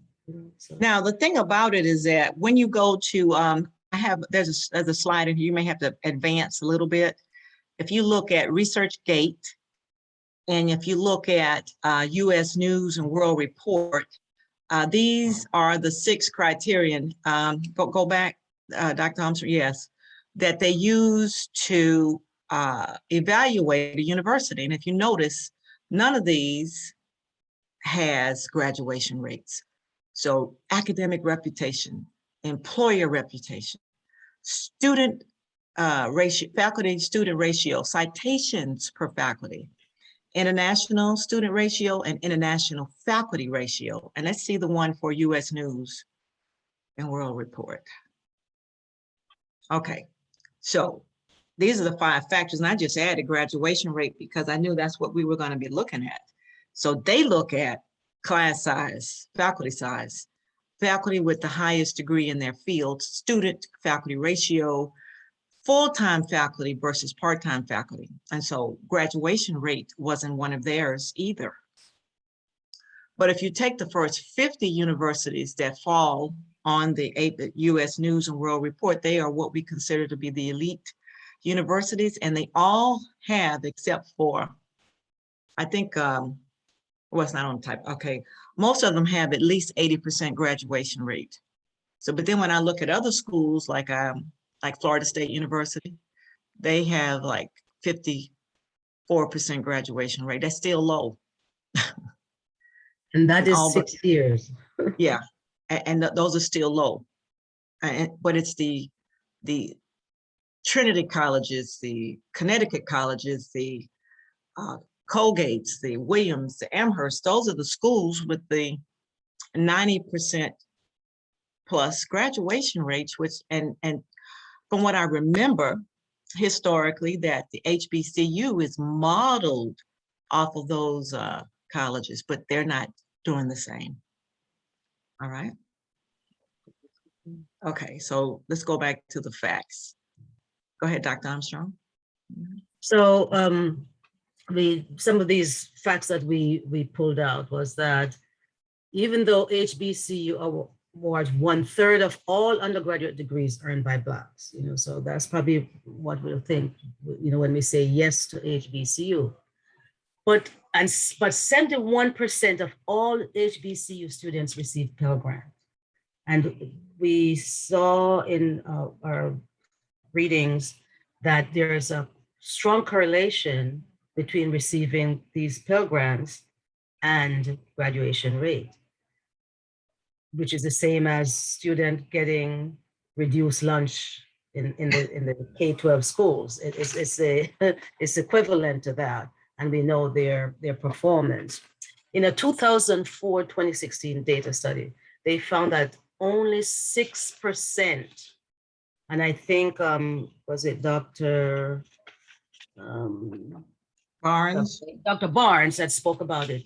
Only 6% of Black students in HBCU were ready for college level courses in all disciplines. 6% were ready to take classes. And I know that the legislators now, and maybe we should put that in there to make a note of that, that the legislators want all students to graduate with 120 credits, which means they are wanting that all these students who are not even ready to take high school classes, college classes, to be enrolled along with college level classes. And to probably go out of the box a little, we have a program that Dr. Lamb, as she said, she works with engaging students with disabilities and every type of disabilities. And we had one of our students who was enrolled in a class. Is it an HBCU class? Is it a Black? No, it was one of the Dallas community colleges. And the student was given a project, a paper, a book to read and to analyze. And here we, with our PhDs, we were reading it and trying to, we were wondering, are they giving this to a freshman class? And it's one thing for a freshman class, but this particular student could not even pronounce the words that were in the book, much less to be able to understand it. So when we think about what is happening, and so this was not in and we have them in HBCUs. They have no idea what these are. And so that's where some of the problems is. Yeah, the lies. story that this young man had was a George Orwell essay on how to kill an elephant. So the themes were dealing with colonialism. Mhm. It took place in Burma. The whole ideal of someone personally owning an elephant as a work animal. These were things that we ended up having to explain to him. He didn't even know where Burma was or why were Indians there. They were part of the British colonial network, And so we were explaining this to him. He still didn't get it because this was the first time he was confronted with this information in college. So Yeah, and this was it. And he didn't even know what colonialism meant. He did not know any of the words. And so we've taken it upon ourselves to assign him a book and assign these students a book. And the one we just selected was My Vanishing Country by Bakari Sellers. It's not necessarily, but it had, he's a Black person who came up out of, and he mentioned some of the things that happened, and those are things that are happening in, say, South Carolina. And some yeah, of but these the things fact was the little babies didn't even know who Martin Luther King was. That's Yes. what also brought that on. Mhm. Yes, that's why we gave the book.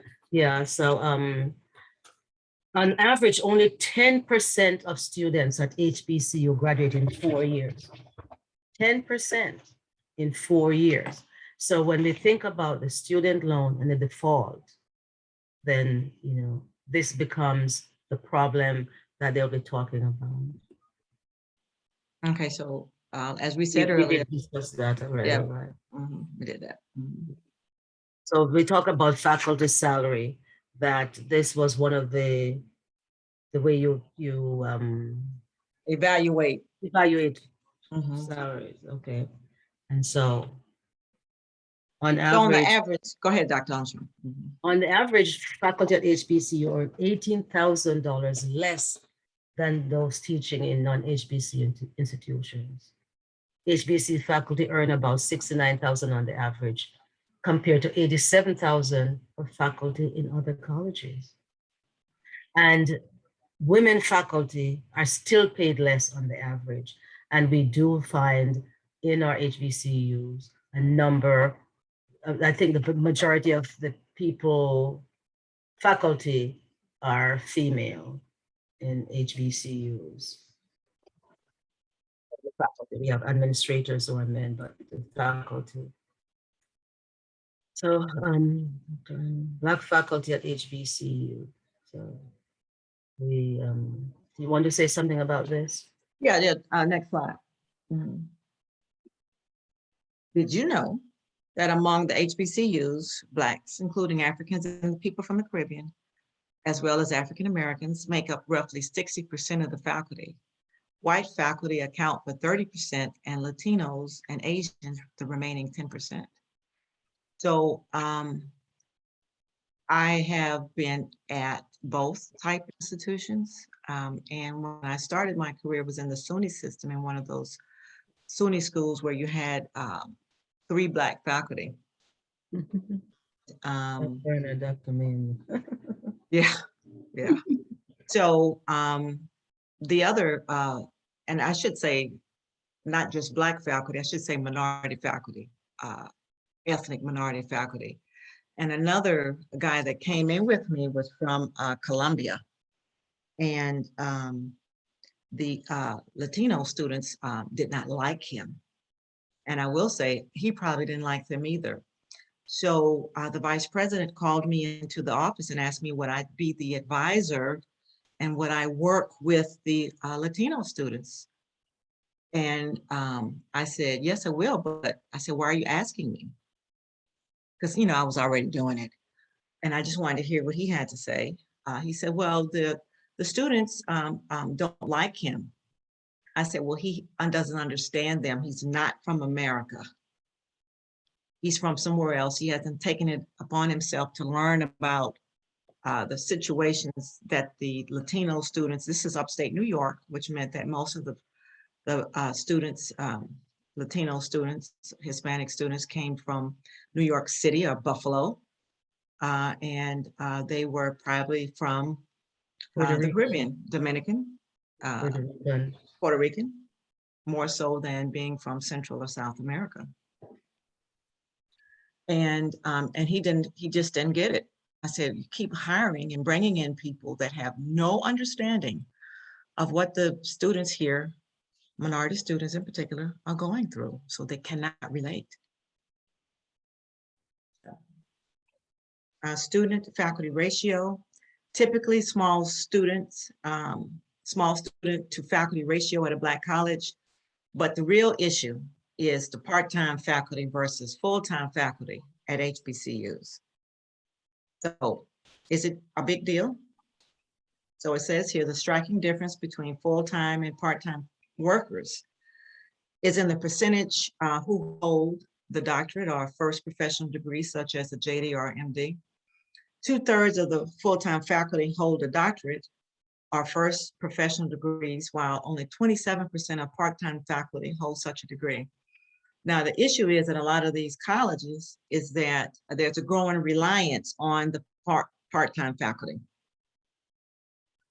So the part-time or adjunct faculty, it's can be controversial. One of the often overlooked aspects is that students that have part-time faculty over their programs are working with them, they don't do as well as those that are working with, are being taught by full-time faculty. So the results suggest that faculty status is important and it matters when they work with the students. But I know you have some programs at certain universities that would not exist at all if it weren't for part-time faculty.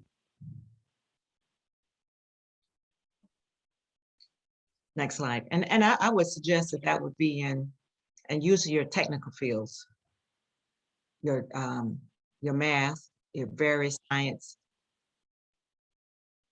fields. So big deal. We want real professors. So anyway, Egan and Jager argue that students exposed to greater levels of part-time faculty instruction and introductory courses experience fewer meaningful interactions with those faculty and thus become less integrated into the campus academic culture.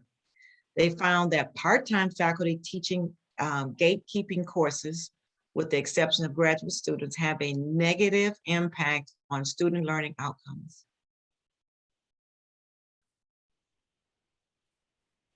So, we need to running out of time. What are some of our concerns? When we ask yes or no, the debt accrued by students who do not graduate. If only 35% graduate in 6 years, that's a big load, because they cannot even go back to finish if they drop out, because they do not have the funds, that they're not going to be given student loan if they default. Journal of Blacks in Higher Education surveyed 64 HBCUs and found that only 5 graduated more than 50% in 6 years. Only 5. And we know those 5 are the top. None of those were in our 19 schools that we showcased. The top 5 would have been Howard, Spelman, I think, Clark. Tuskegee. But Tuskegee is in our list. I don't think they graduate more than 50 in the 6-year period, but maybe it would be one of those. And the Black students, the highest college dropout rates across all colleges at 54% Black students, not just at HBCU, but at all colleges. So we have to even think about our Black students, not just at the HBCU, but at other institutions. But to answer the question again, HBCU yes, HBCU no. Here's another for the yes. HBCU have continuously, historically, a tremendous record of producing and graduating Black leaders. We can tell our Black leaders right now, we have our most famous Vice President, Kamala Harris, who is a graduate of an HBCU. And you know, all the leaders, prior leaders were all, most of them were HBCU graduates. So HBCU, they have this leadership. And one of the things that we saw in one of the earlier slides was the quality that they get. They have the fraternities, the sororities that give leadership experiences and background that they have. They have the ability to be in student government where they get leadership practice that they do not necessarily get those if they are Blacks in a PWI. So HBCU do serve a purpose. And so despite accepting more at-risk students, because HBCU do accept more at-risk students, they still have a higher graduation rate for African-American students than their peers. So they will graduate the African-American students, even though they admit them at a higher risk. So HBCU should make a special effort to promote their relevance in a time when students can attend PWI institution and sometimes at a low cost. We have not even discussed the cost at some of these institutions. So college with the most Black students, and this was something that I guess Dr. Barnes may be related to that. Among the 20 highest rated institutions or elite universities, they have an average graduation rate of 97.2%. But just Black graduates, Harvard 98% graduation rate, Yale 97% graduation, Princeton 95% graduation. So, you know, so they still, even with their Black students, so our Black students can graduate, where they graduate at these other institutions. High rates. At So a high rate. if they let you in, their intention is to graduate you. I can't say that's the same thing for Florida State University. If they let you in, you're going to graduate. Are they going to work with you to make certain that there's nothing that's going to get in the way of you graduating? So we have a few recommendations as we close out.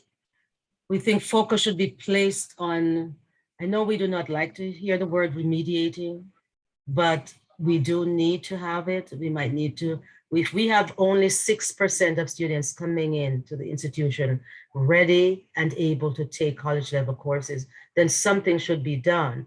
And so we are thinking that the money that they're getting should be spent. So students should come in if we know that we graduate them eventually. So rather than burdening them with college loans and things like that, why don't we just admit them for a year without any student loan, take the grants from Mackenzie, what's her name, Mackenzie from Jeff Bezos' wife, she's given a lot of money to schools. Take that money, or, you know, though she gave it to the higher level graduates, I mean, HBCUs. Prairie View got some of that money. Prairie View. So and I know Delaware State also got some. So they do have some, but that's where the money should be spent, not attracting more students who will graduate anywhere they go, but the fact that we're going to graduate these underprepared students, give that money, use that money to provide incentive for them, to provide the training that they need, to prep them, give them a 1-year post high school curriculum before they're enrolled into getting any public grants or public loans, then, so that's where we think endowment should be placed. We should have improved graduation rate, should be a mission of the HBC institution. So if you look, those of you who are at HBC, you look in their mission statement, and I think I looked and I think I saw one university, and I think it might be FAMU, that had improved graduation rate as a mission. That should be a mission to graduate your students. But it's not a mission if you look at all. And so for those of us who are still in academia, we should probably try to focus and try to tell our administrators, your strategic plan does not include graduating your students. So what's the fact that you're thinking, oh, we're going to be improving the lives of students when you're not graduating them? You're letting them leave with these big debts. And improve salary for, with that 18,000 gap there. And there's quite a lot of recommendations that we probably will collect as we close out. But I think this is the end of our presentation. So Yeah. Thank you for Dr. Ishmael or Dr. Anna want to add anything here? Yeah, I did want to say something. I my program. I had a program earlier today, and it was on astronomy and space exploration. And I know that there are certain HBCUs that boast having a lot of faculty with PhDs from UCLA, from Berkeley, from all these places, and they go out and actively recruit them. So last year, I do a program every November on space exploration and astronomy and choosing a career, a STEM career in that field. And I called no less than 18 Black people I knew that had PhDs in astrophysics. Do you know not one of them called me back? Not one. And I was thinking, if you're not calling me back, and what are you doing with our little children over there? Are you meeting them? Are you inspiring them? Are you helping them understand what's going on? And I used a friend of mine who works still at the HBCU to go in there, knock on the door, go ask her sister that she knows who's in another department to see if she could do this program for me. And I'm still a year later waiting on a phone call.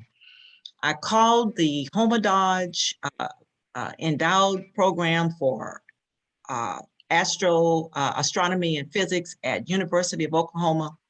I got a call back the next day, and now one of their Hubble faculty member there is doing my program for me. He did it this year, and I'm sure he'll do it next year, because I can't get one of those big time degree holding Black faculty to do this little 1 hour program for me. Yeah, so that's one of the problems that we probably need to think about too, that our highly qualified Black faculty at HBCUs are not reaching out for outreach for the Black students. And that's something to think about and to take back to your institution. I want to thank you for your Well, I did want to attention. make one comment, just kind of following up on what Sonia was indicating. Our president at Dillard University presented earlier this week, and he said that the enrollment for HBCUs around the country is down 7% this year, which is very significant.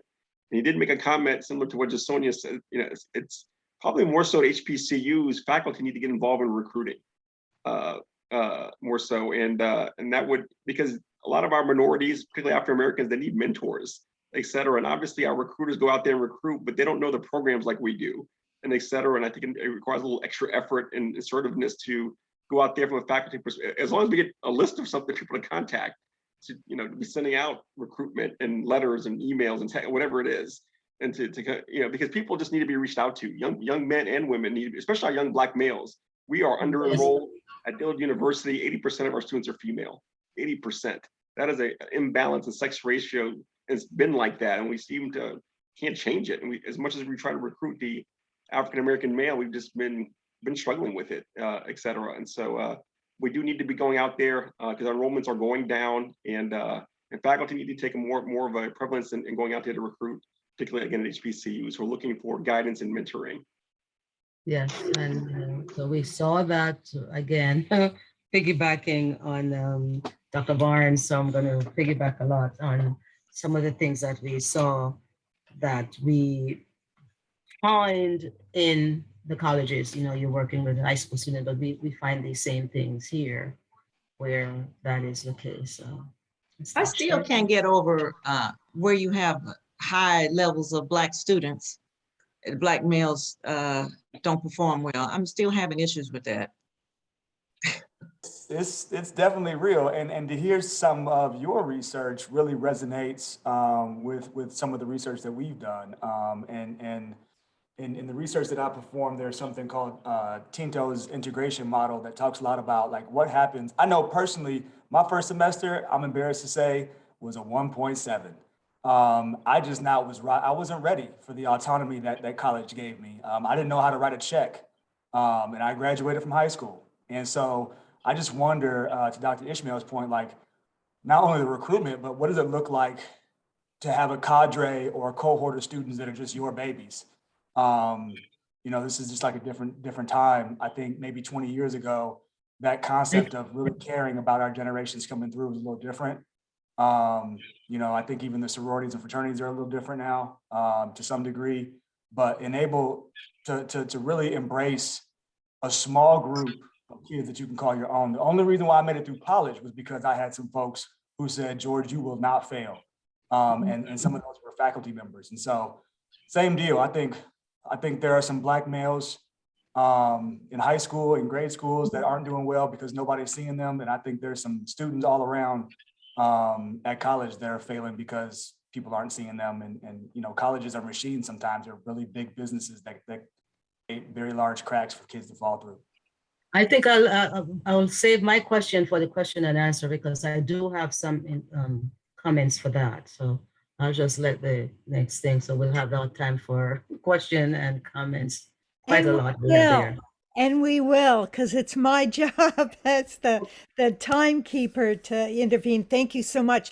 Again, I really feel and I hear that we're seeing those connections, and especially in HB, historically Black colleges and universities, they need, and I'm a white person talking, but need individuals of color, need to see professors of color, need to have outreach, need to have mentors, need to have those connections. And I completely agree. It needs to start in high school, whether it's a summer remediation program or just some sort of transition program. But I think perhaps we can work with the high schools to help our students so that when they get to that point that they're not so overwhelmed. And the whole loan thing, that's a whole other thing, and the Trumpian thing.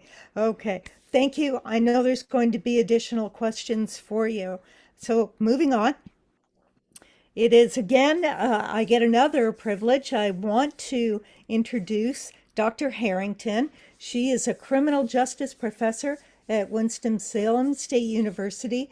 Prior to higher ed, Dr. Harrington was a homicide detective with the Charlotte Mecklenburg Police Department in Charlotte, North Carolina. Her research interests include all things criminal justice related, emergency measures, and forensic, and I'm sure she has some stories that she can't share. I think Dr. Harrington's presentation today is titled Racial Equality, Access, and Opportunity. Thank you, Dr. Harrington. Thank you for having me. I'm going to give a special out to the host and hostesses for having me, and also to Dr. Ishmael. He was on my dissertation committee a few years ago, and we have been stuck together ever since. And he told me to present at this conference, and I said, okay, what am I going to talk about? And he was like, I don't know, figure it out. So I went back to something that is, it should be almost published. Of course, working with Dr. Ishmael, I am part of the Center for Racial Justice, and there are a few of us who collaborated on a book for another colleague. So I'm just going to pull an excerpt from the chapter that me and some other colleagues worked on. And also a special shout out to Mr. Bruce Cannon. He is one of my former students. So I'm gonna share. Can everyone see my screen? All right.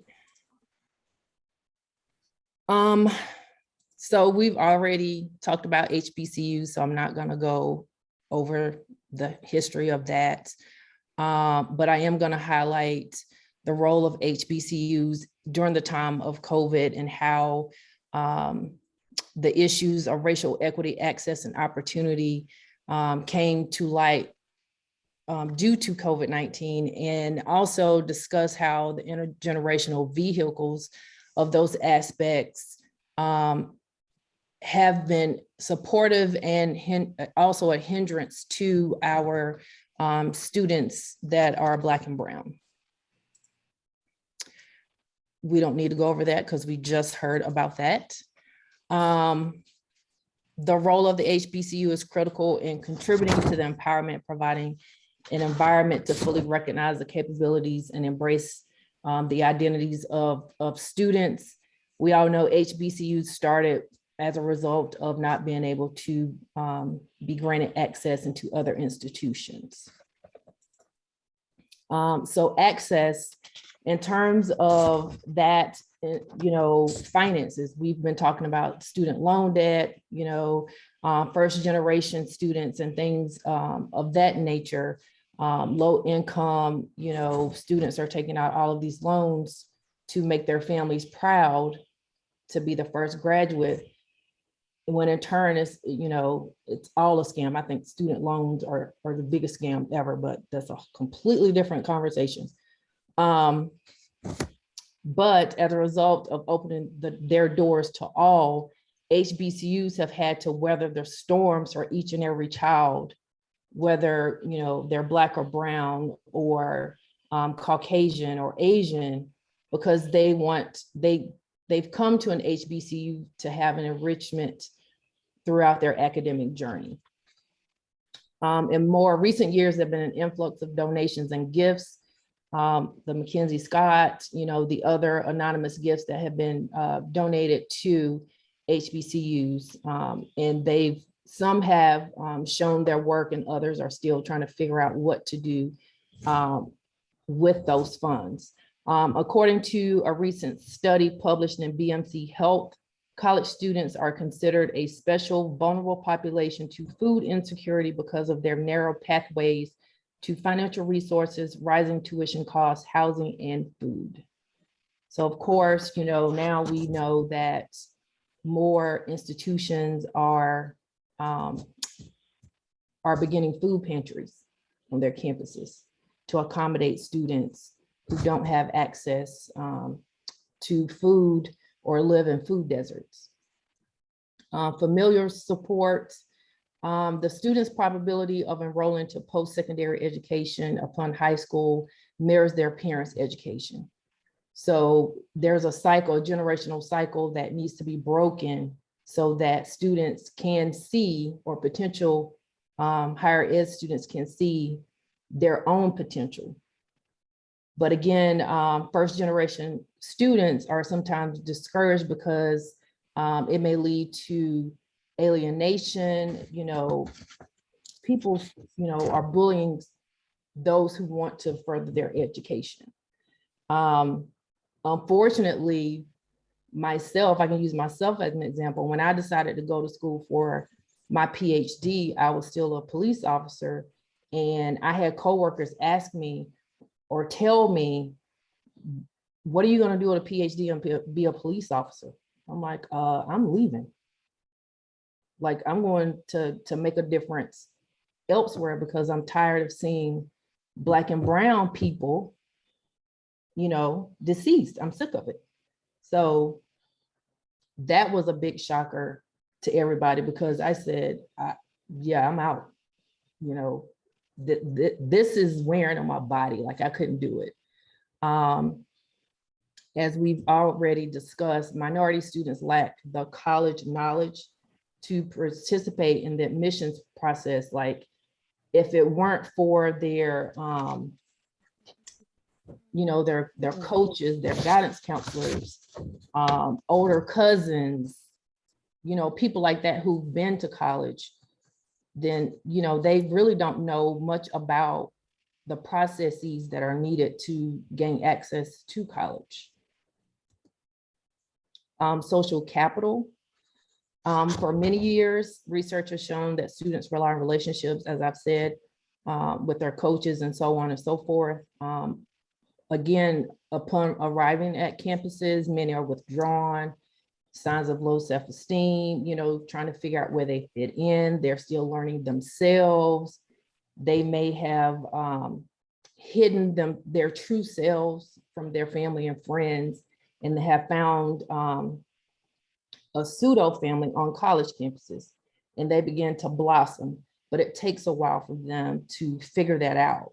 And then the HBCU's philosophy plays into that, because we all know, those of us who work at HBCUs, is the idea of family. You know, you can go to any HBCU and walk into the cafeteria and you're going to be called baby or sweetie. We don't have any more of this. This is all we have left. What do you want? Like, it doesn't matter what HBCU you go to, it's the same thing. And you're like, I feel at home, because it's familiar to them. HBCUs and minority serving institutions pride themselves on ensuring students have sufficient time to interact. You know, we were talking about sororities and fraternities, clubs and organizations, mentorship, you know, all of those things you find on all college campuses, but there's a little difference at HBCUs where it's just not publicized. Like, you actually hear teachers, professors in the classrooms, hey, you need to go to this. You need to be a part of this. Not exposing anything out of their background, just saying, hey, you might want to go to this. It may be beneficial for you. The cultivation of an ethos of familial success and vital services for students under resource backgrounds. You know, we all have students that you can see the potential, but they're scared, they're nervous, you know, they start off strong, their grades drop, you know, you find out what's going on, and boom, now we have COVID. COVID like obliterated everything that, you know, professors try to work towards in the classroom. So, you know, the strain of being torn between, you know, getting your degree and trying to be there for your family. You know, even though students are, you know, were on college campuses, their obligations at home remain the same. Like, you know, you come home, you got to work. You know, and some are working full-time jobs, contributing money to pay for school, to help with the household bills. They're either caring for a younger sibling, an elderly relative, you know, there's a myriad of things that come into play. The negativity of the uncertainty.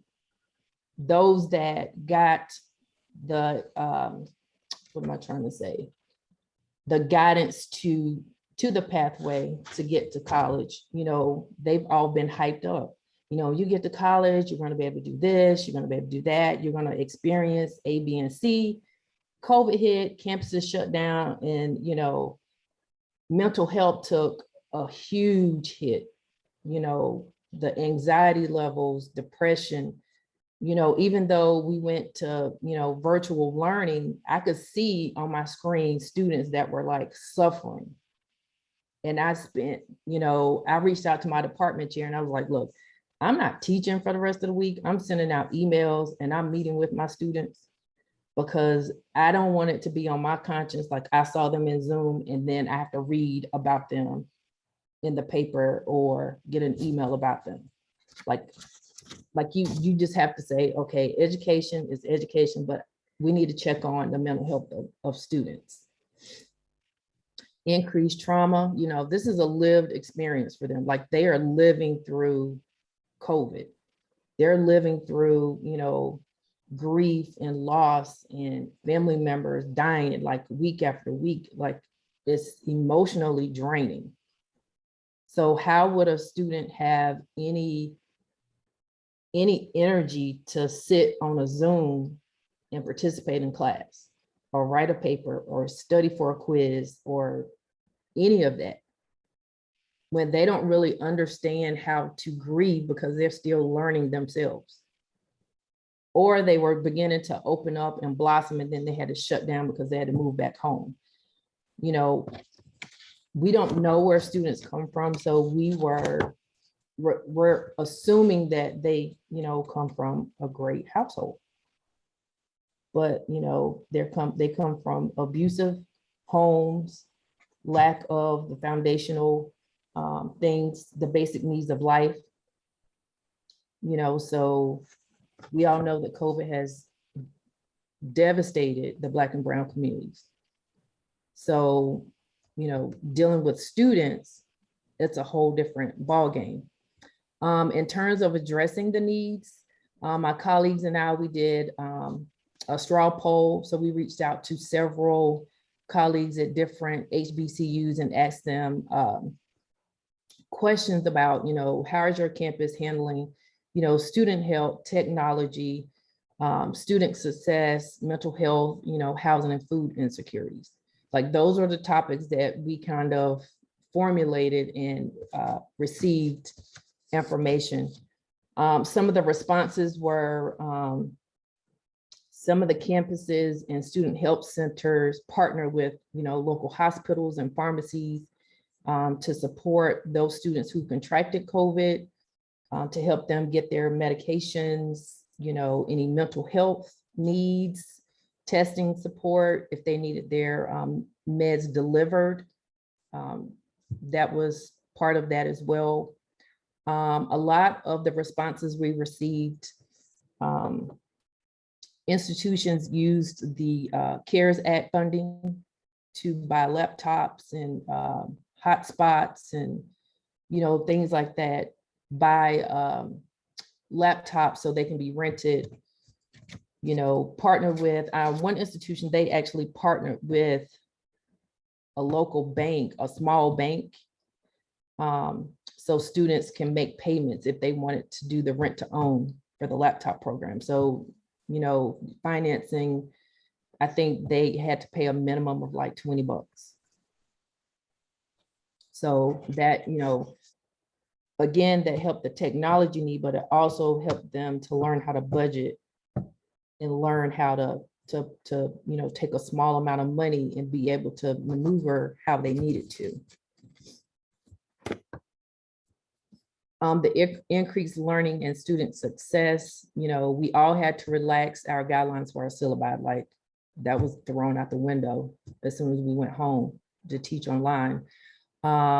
Some institutions allow students to stay on campus, even though they were told to vacate, you know, campuses.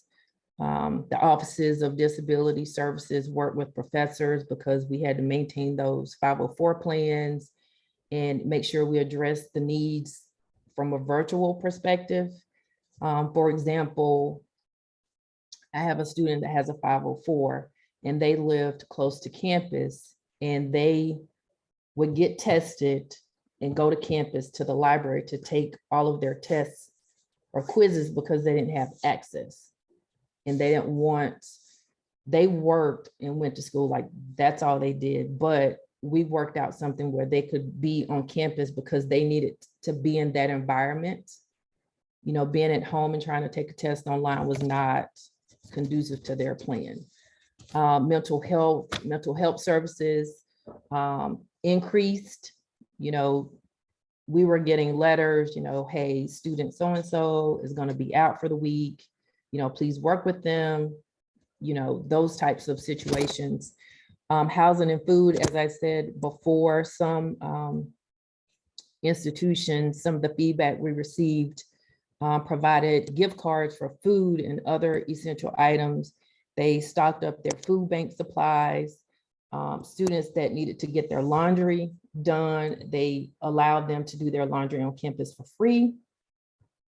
You know, so from that aspect, the HBCU kind of remained like the godparent in the family dynamic, and allow them to still kind of have that experience and take some of the stress away from them in terms of having to deal with COVID and trying to get a degree.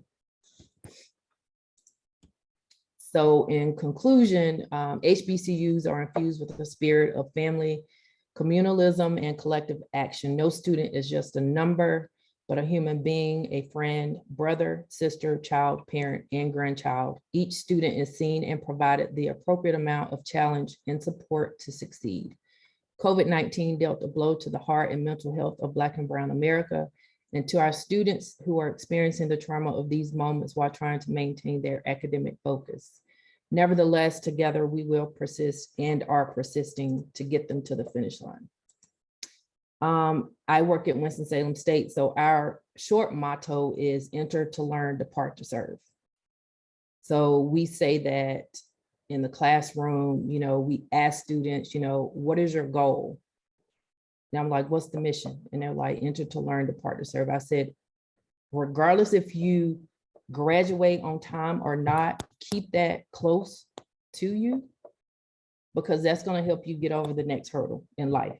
Whatever it is, whether it's a job you're trying to get, you know, care for your child, your family members, whatever, you know, you're in the learning process, which is called life. We all are learning how to deal with COVID and juggle everything else. You know, your professors are extending grace and mercy upon you. Please do that for us, because we're dealing with the same things that you're dealing with as well. And that's it. Wow, thank you. Thank you so much, Dr. Harrington. So, okay, so some themes that we saw from high school, that perhaps high school students, they may want to remain online. They have those supports. They may want hybrid. They may want a combination.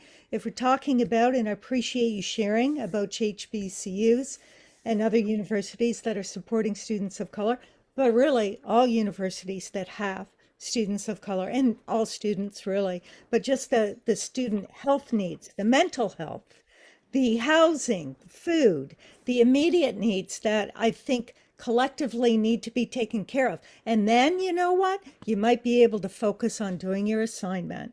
So again, those connections and being the light so that students see where to go, right? Go to the light, but we need to be Right, there. right. Show Yep. them. Thank you very much. Mhm. Dr. Nguyen, I think, Trung, you've got the next.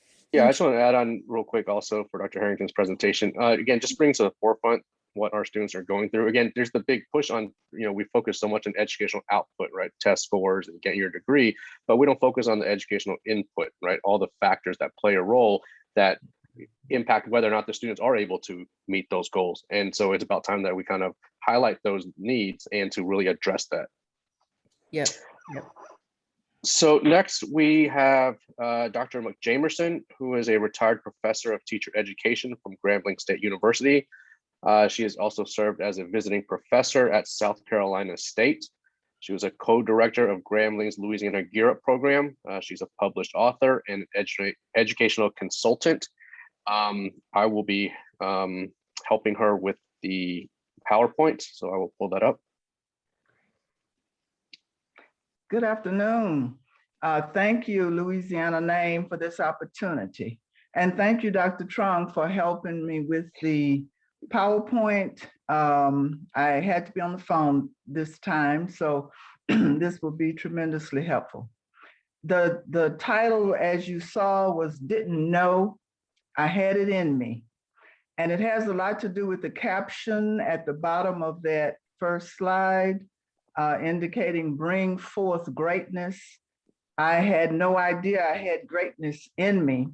And I'm using the research method. It's a qualitative approach that's called autoethnography.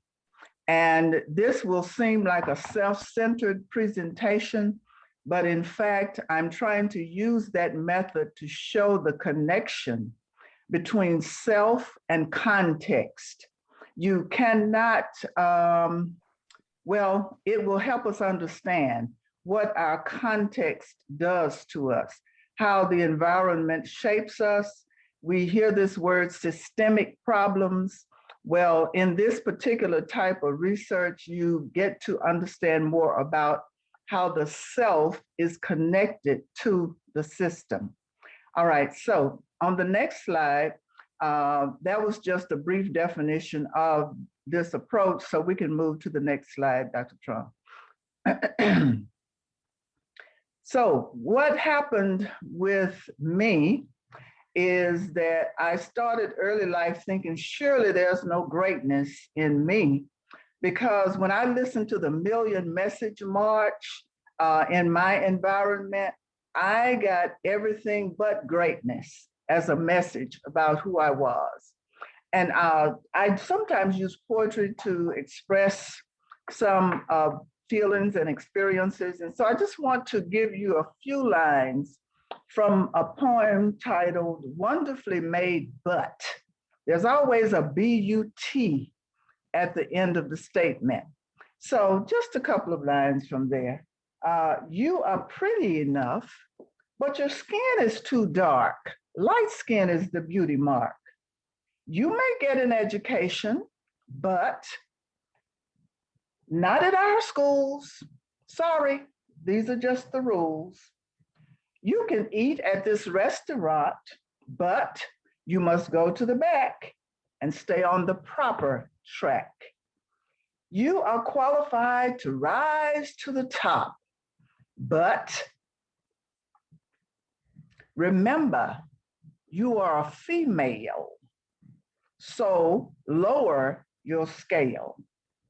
You have great potential, but you were born into an inferior race, so you must stay in your place. So that's just one tiny example of how the context in which I lived as a Negro girl in Mississippi had on me in terms of how I felt. And you can imagine part of that feeling was inferiority and certainly unworthy, when I had to walk around and see colored signs and go to the back all the time and so forth. So moving to the next slide. Even though I got all of those messages, there was the other side of my context or my world. And in that is that secret sauce I heard Dr. Barnes mention. What's the secret sauce? What's the algorithm? What's the ethos in the environment that perhaps helps you succeed despite all of the negative messages and the negativity? And so that's what I will focus on and hope that you can see that others saw. They actually saw greatness in me when I could not see it in myself. And so they knew what to do in order to bring it forth. And first on the list, I talk about my mother, and she is at the far left, and there I am by her side.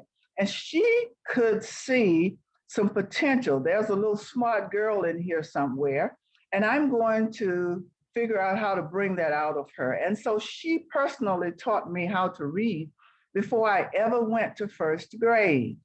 All right, next slide is another example. Mrs. Newsom, Edna Newsom, my fifth grade teacher. She used to be extremely mean to the best students in the room. And so even though we were young and obedient children, we went to her one day and said, Mrs. Newsom, why are you being mean to us? We're making good grades. And she said, I see something special in you. And because of that, I'm going to work you harder than the other children. And so since she called us special, we were like, well, okay, go on and be mean to us. Next slide.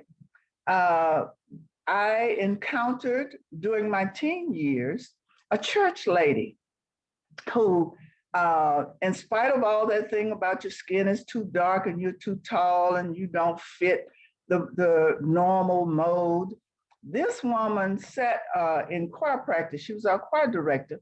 And one night she decided to just shut down practice. And there were only girls present, and she started a little litany. And I'm like, what is this? And she said to us, you know, some boys like tall girls, and some boys like short girls, and some boys like skinny girls, and some boys like fat girls. And by the time she finished, everybody in the room felt good. So she got us over our self-esteem issues. Next case, next slide. That you see that stern man, that was my father. And he was indeed stern. And I did well in school. I made A's. I brought home my A's. And look, Daddy, I got all A's this 6 weeks. And my classmates are getting paid for their good grades. So what are you going to pay me, Daddy? Daddy says, I'm not paying you a dime. That's what you're supposed to do. I thought that was the meanest thing in the world. It took me a while to forgive him for that. But you can imagine, because of that attitude, I kept striving. And now that I have a PhD, I often credit him. All right, next slide. When we're looking at what to do to bring forth greatness out of young people, I'm trying to show you something through this autoethnography. These are teachers, though two of them were high school teachers, Mrs. Lorraine Mosley, Mr. Breland. They saw college material in many of us when we didn't see it in ourselves. And so what they did, because that's the way they saw us, they gave us extra assignments, extra books to read. I was the pianist for the Glee Club. And so Mrs. Mosley put before me the Messiah, the sheet music for Messiah. And I'm like, what on earth are you giving me this for? I don't know what is this? And she said, oh, you can learn it. You can learn. No, Miss Mosley, I cannot learn that. Oh, yes, you can learn it. Just one measure at a time, one measure at a time. And of course, I learned it. This is what people knew what to do with us to bring forth what they saw, no matter what we saw, and no matter what the rest of the world was saying. Okay, on the next slide. Again, teachers, special teachers who see something in you. As a college student, I was a business ed major. Dr. Helen Richards. I see someone recognizes her. And also Dr. Corinne Carpenter. And I'm in my senior year in business education. Dr. Carpenter is my business teacher. But what she decided to do, in addition to all that hard work she gave us, she decided to give me a little book on the side. And she said, I want you to read this, Nanthelia. And I'm like, oh God, as if I don't have enough to do. The title was How Children Fail. Now, I don't remember exactly everything in there, but that little book changed my life because I decided I no longer want to be a business teacher. I want to become a counselor. And it was too late to change my major. I was getting ready to graduate, but that changed my life. And then Dr. Helen Richards Smith held me over and helped me get a graduate assistantship in counselor education in Pennsylvania. So again, these were the people who saw something in this little colored girl, and they did those things necessary to bring that out. Okay, next slide. And Dr. Trump helped me with time. When I'm getting close, let me know. All right, this particular person, Dr. Earl Lester Cole, students who went to Grambling State University knew him as Dean Cole. Well, when I did get my master's in counseling, went back to work at Grambling, was doing just fine, I thought, in my counseling career. Dr. Cole calls me, vice president at that time, calls me to his office. And I'm like, oh my God, what have I done? Am I going to get fired? I get in his office and he's, Miss Washington, when are you going to work on your doctorate? And I was just shocked. Dr. Cole, I hadn't thought about that. As a matter of fact, I can't leave now. I have a good job. I have bills to pay. I just bought a car. So I don't know. All right, I went on back to work, doing fine. I thought, I don't know what he's talking about. I'm not thinking about a doctor. So 6 months later, he calls me in again. And then I go and, he pushes and pushes and gets on my nerves. And then he helps me get a fellowship to go to Washington University. So again, he saw the doctor in me when I did not. And then he knew steps to take and strategies that would help me achieve that goal. Next slide, please. All right. Then after I got the doctorate and I became a professor and I'm doing fine again, thinking everything is just peachy cream and I'm okay. Then I have some colleagues who see a published author in me. And they knew I wrote poetry and so forth and so on, but I wasn't necessarily thinking about publishing it. I was actually afraid. Fear, I thought it was fear of failure. Dr. Duhan said, no, you have fear of success. And I have learned that that's part of what that psychological message was. It actually made me afraid of success. I could not imagine it, only to a certain degree. But these two colleagues literally locked me in my office, would not let me escape until I completed my manuscript, put it in proper form. They drove me to the post office and forced me to mail it. And I'm working on my 5th book. People need to see something in you and learn how to bring it out. Next slide, please.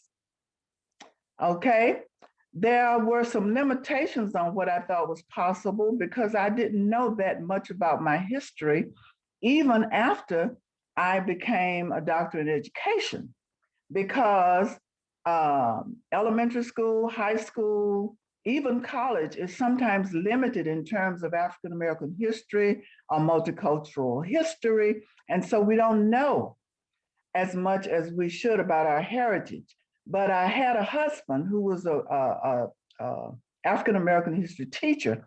And so he's the one who showed me all of this heritage that I now knew was in me so that I could pass that on.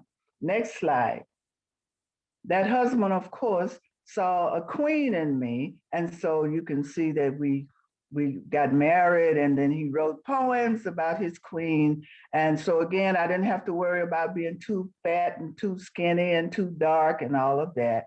All of that was taken care of by the ingredients, the variables of success. Next slide, please.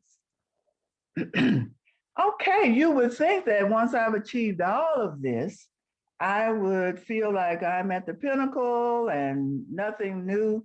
But then there was a mentor, Dr. Ann Smart Williams, who had worked at Grambling State University. And, I knew her from previous employment. And she saw a visiting professor in me. And when I knew anything, I was getting a call at my house saying, we're inviting you to be a summer visiting professor at South Carolina State.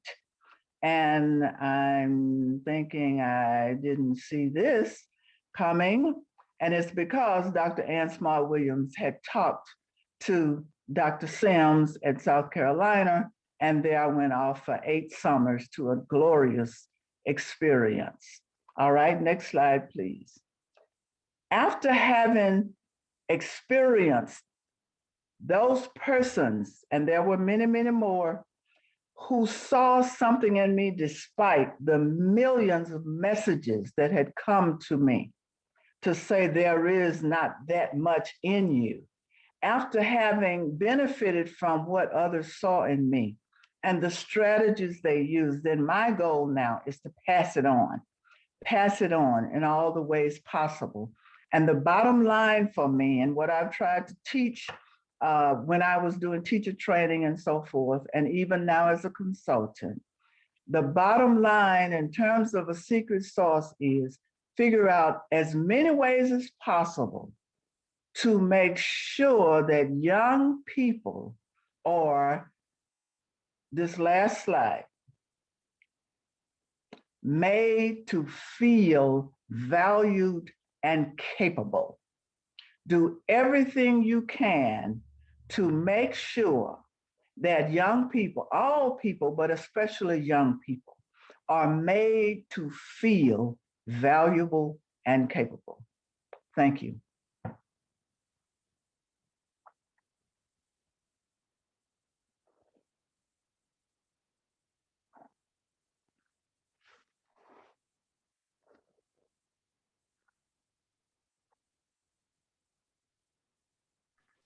I thought that was excellent.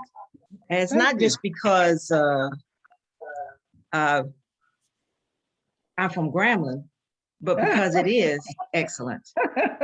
My mom had Helen Richards as one of her mentors. Oh. I don't know if you remember my mom. She was Miss Grambling back in the day, but her name was Dr. Adeline Lamel Evans.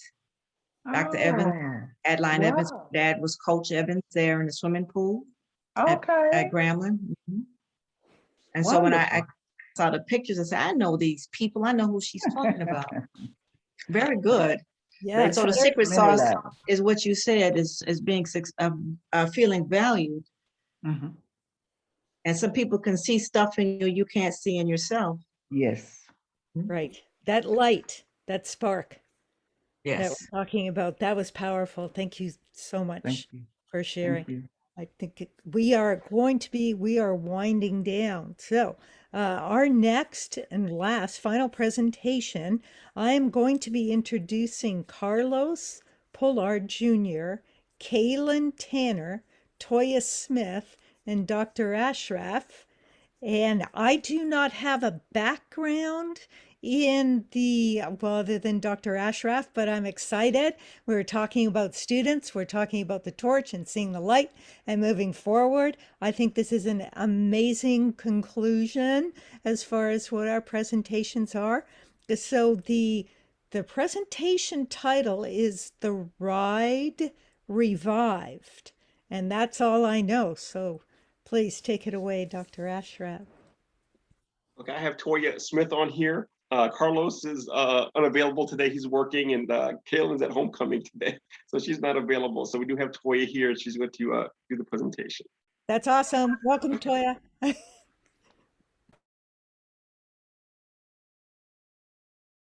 Let me make her a co-host so that she could share.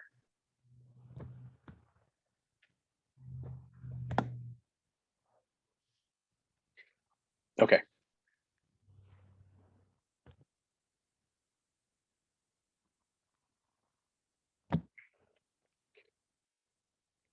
Unmute yourself, Toya.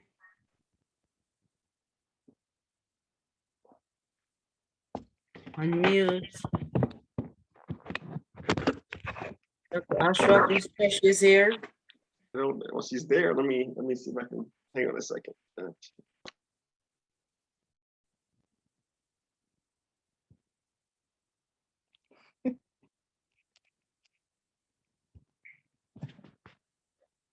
I just messaged her to unmute.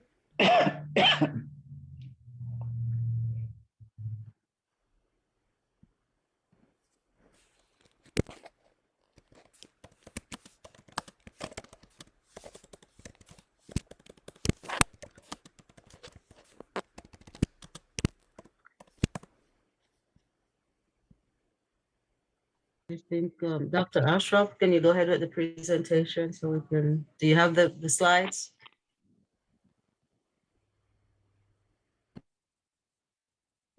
It's probably not here. I don't know. I messaged in the chat as well as direct. Don't know. Maybe it's a bad connection.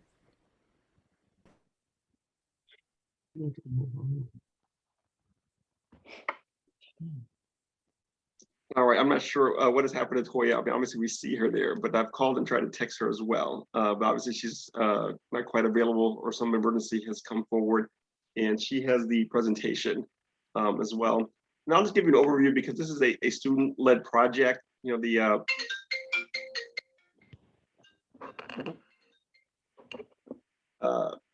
we did a webinar back in March with 9 students from SUNO, Xavier, Dillard, Loyola, and Tulane. And out of that, we discussed, myself and the lead for the Isaiah Institute, Joe Gibbons, about doing a freedom ride, to Washington. So we approached the students about doing this, et cetera, and there was massive enthusiasm in regards to moving forward and doing a ride. Obviously, this takes a lot of work to do, and we spent a lot of time, probably around 10 hours a week over the summer in meetings, et cetera, because we have 15 universities now and more involved with this. We started with Dillard, then we started to kind of grow. We have Roslyn, her university is now involved, Dr. Harrington, Ohio State, Southern Illinois University, Edwardsville, other schools in Florida, Atlanta, et cetera, and San Jose University. And so we had a 5-day summer institute at Dillard the second week of August.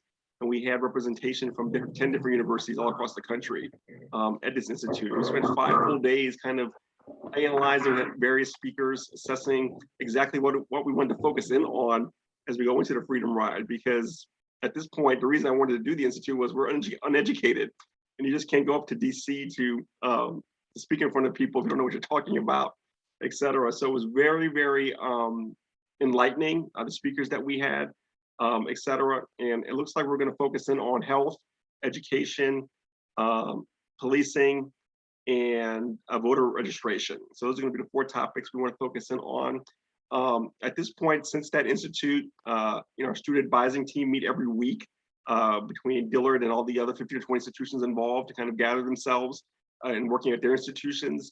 And we're going to start meeting back with the advisors next week. And I've been kind of for 2 months here dealing with Hurricane Ida. We were sort of displaced for a long time. So we're kind of getting back in the groove again in regards to doing this. We have a great leadership team. We're very excited about going forward with this. We're actually having on Thursday the cutting of the ribbon for the Center for Racial Justice on Thursday, and so that will allow me to open up my building now officially, et cetera. So we look forward to that, and actually have a staff now. So we also hired 2 staff members. So we look forward to kind of proceeding forward with this, but this is going to be our major project, moving forward. And we plan to go to DC in June, and the Freedom Ride will start in New Orleans, and we're going to go through Mississippi, Alabama, Georgia, and up to DC. Now there's a lot of discussion going all the way around to Tennessee, back to Florida, and I said, I can't take 5 weeks off. We're not gonna do all of that. Just enough couple of days so we can kind of stop at each city, ensure the sites before we get to, DC. We actually have as our keynote speaker for the opening on Thursday, Kristen Clark, who's on the advisory team for Joe Biden, et cetera. So we're very excited.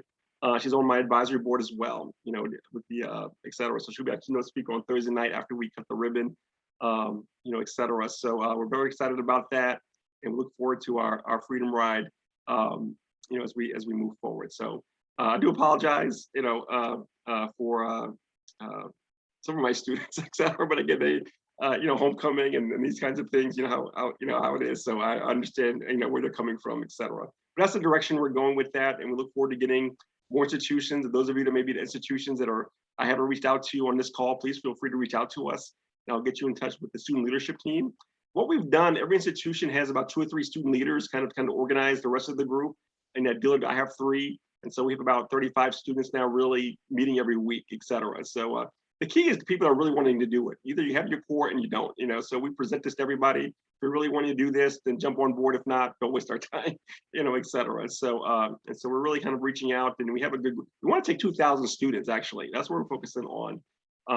Obviously, this costs money. So we met with the Walton Foundation in August about getting about $870,000 to move forward with this. And so we're waiting on that. So hopefully we're crossing our fingers by getting some money. Obviously getting buses and traveling, all this kind of stuff is not free, et cetera. So we look forward to that. And not only do we want to meet in front of our leaders in June, but we want to continue this conversation.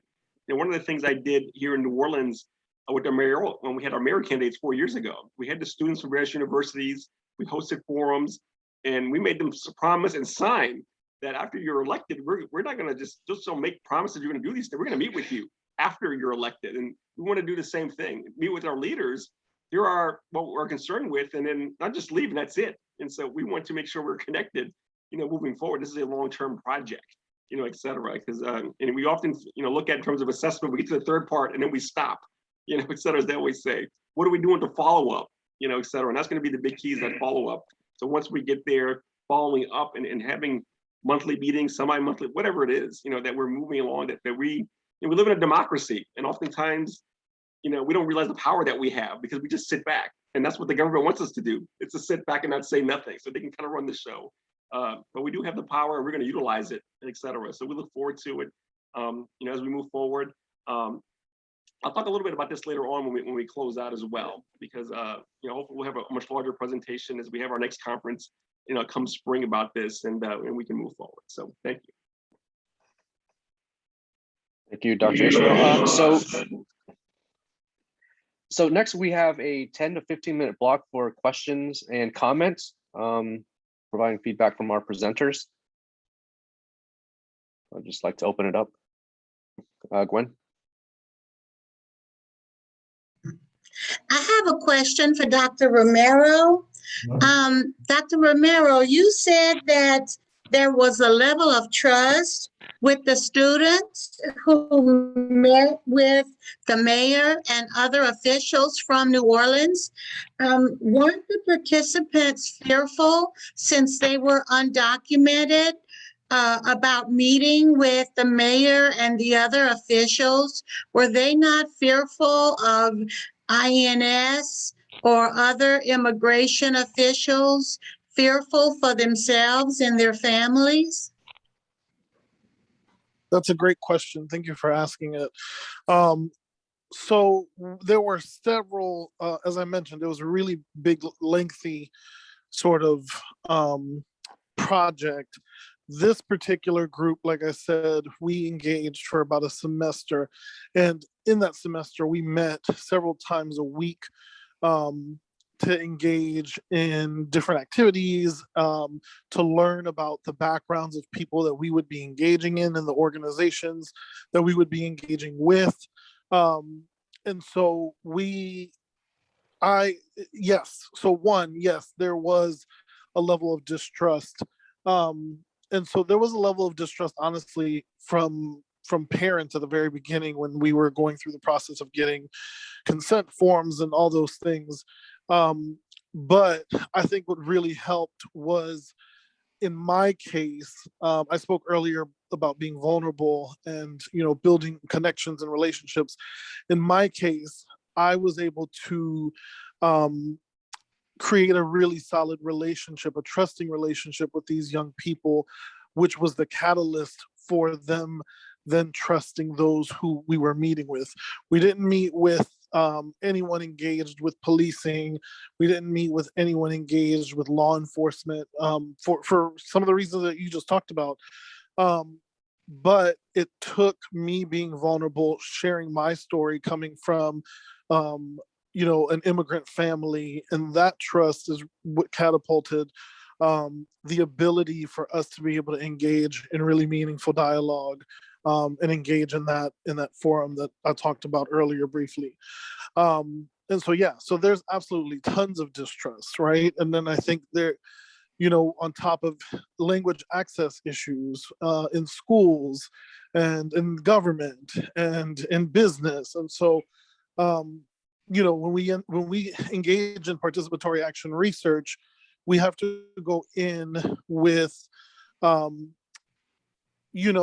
with a ton of different mindsets and dispositions that will allow us to sort of break down some walls that might initially be there.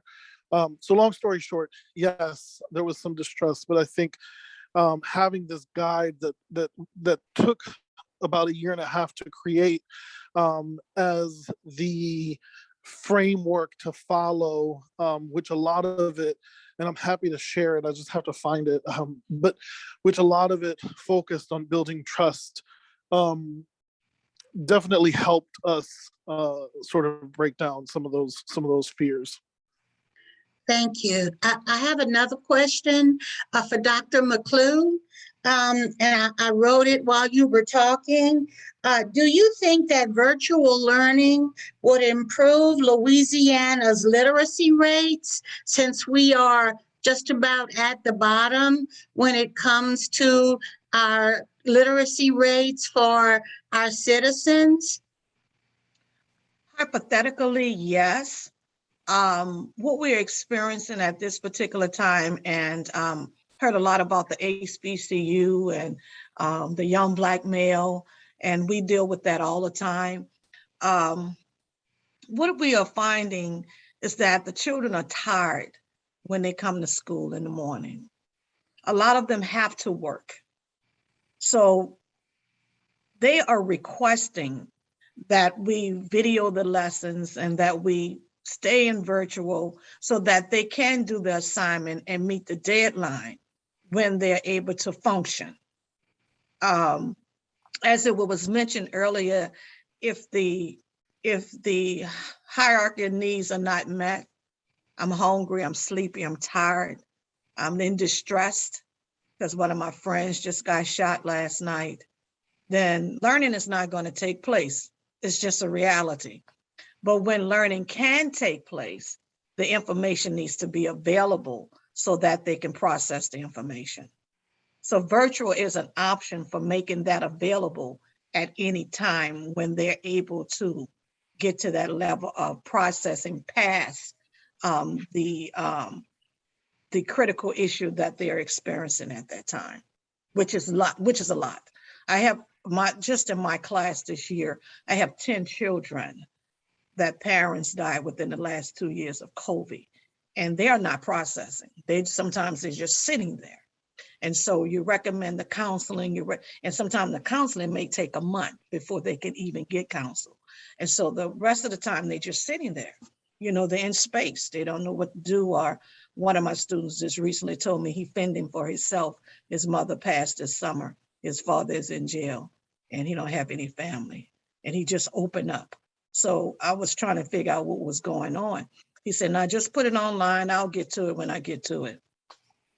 So I think that would be an option for them, because the critical issues that's taking place, which is racist and bias as well, because public schools, they just don't have all of the attention, or they don't have the resources, or their parents or their grandmothers or their grandfathers don't have the resources to get them the necessary help that they need. Thank you.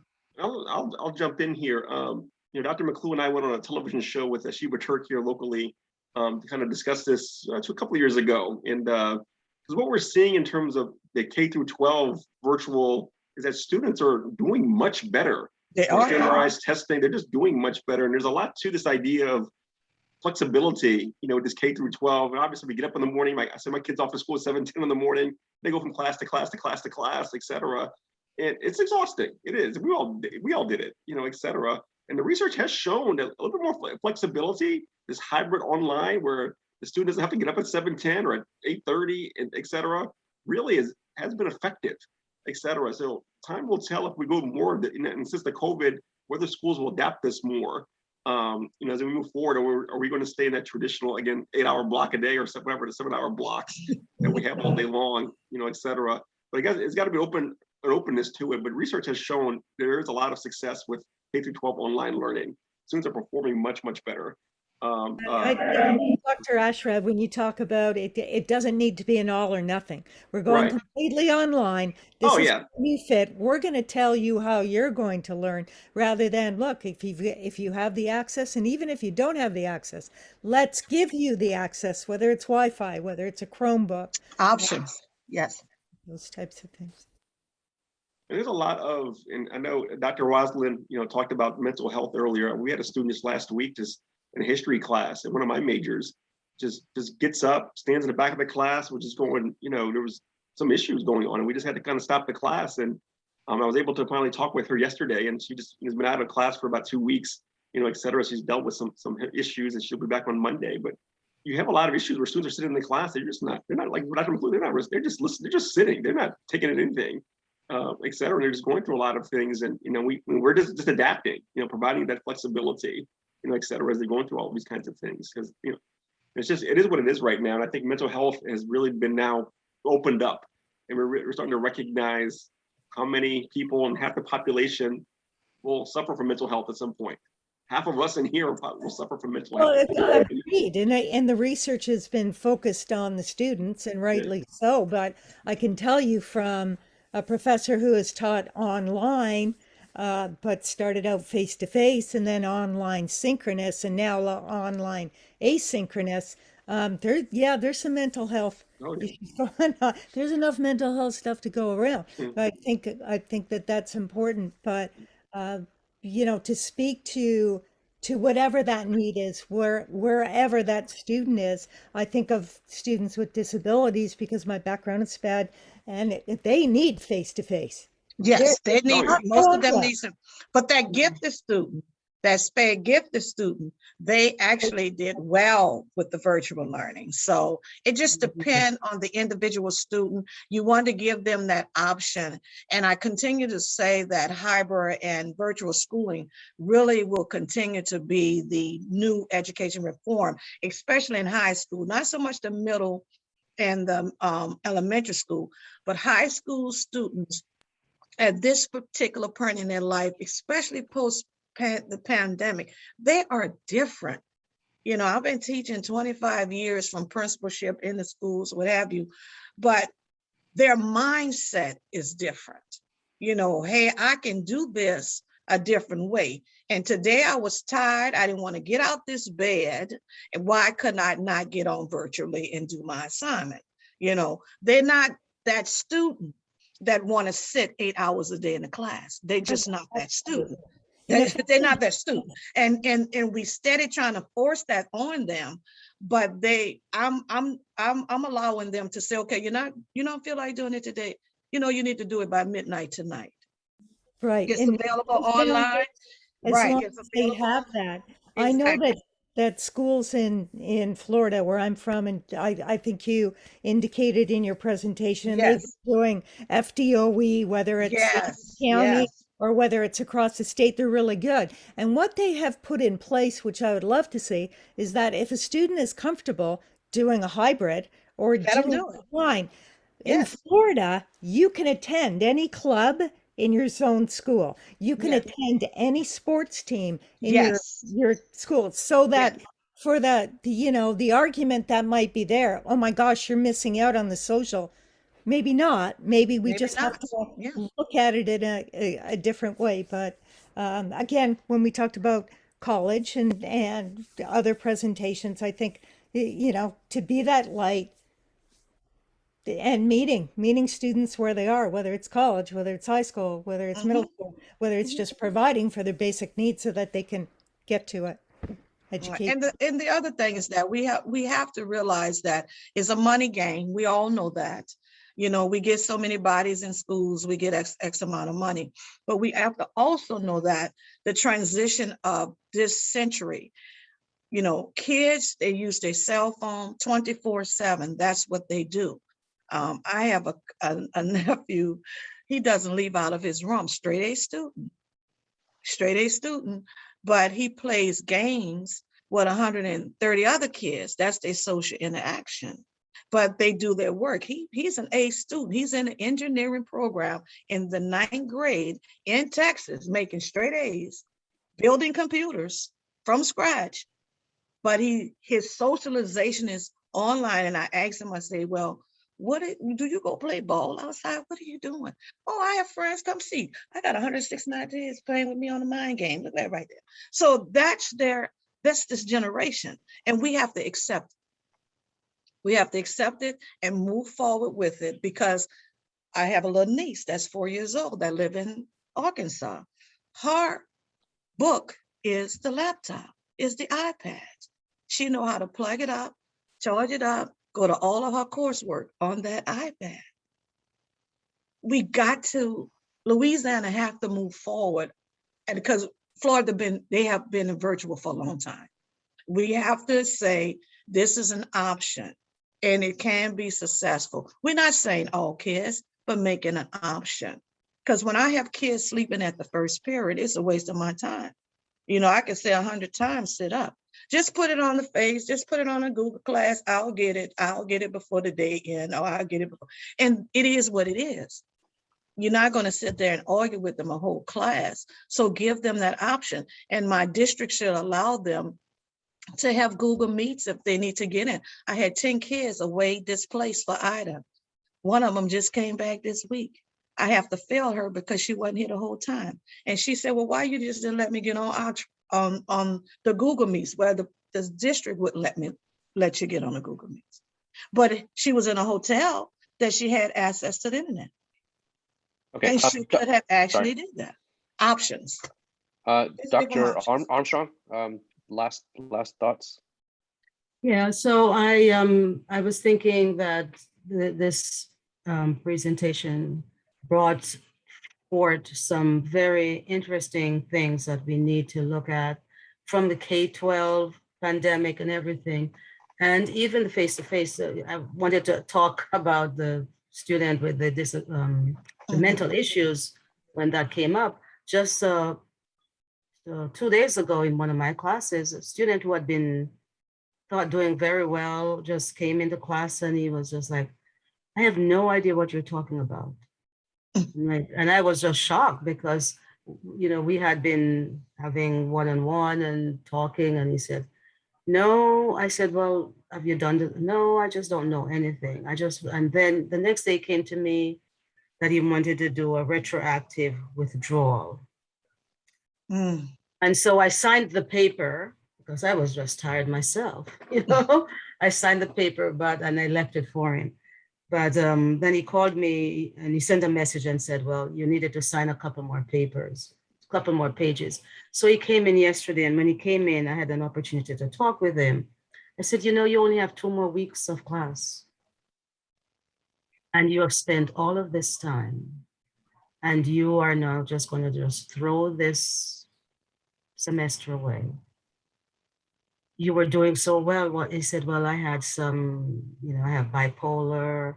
I'm doing all of these things, and everything just go blank. And I said, okay, well, now just relax. And you have 2 more weeks.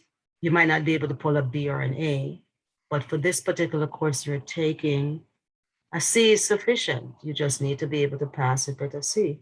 And I think you are able to pull a C through. So why don't you take the time to think about it? Now it's very hard to do that in a online setting, but he came in and I had an opportunity to talk with him. He's not a Black student, but still I had an opportunity to talk with him to say, you know, this can happen, and to do this. So that's on that. But since I have the floor, one more thing.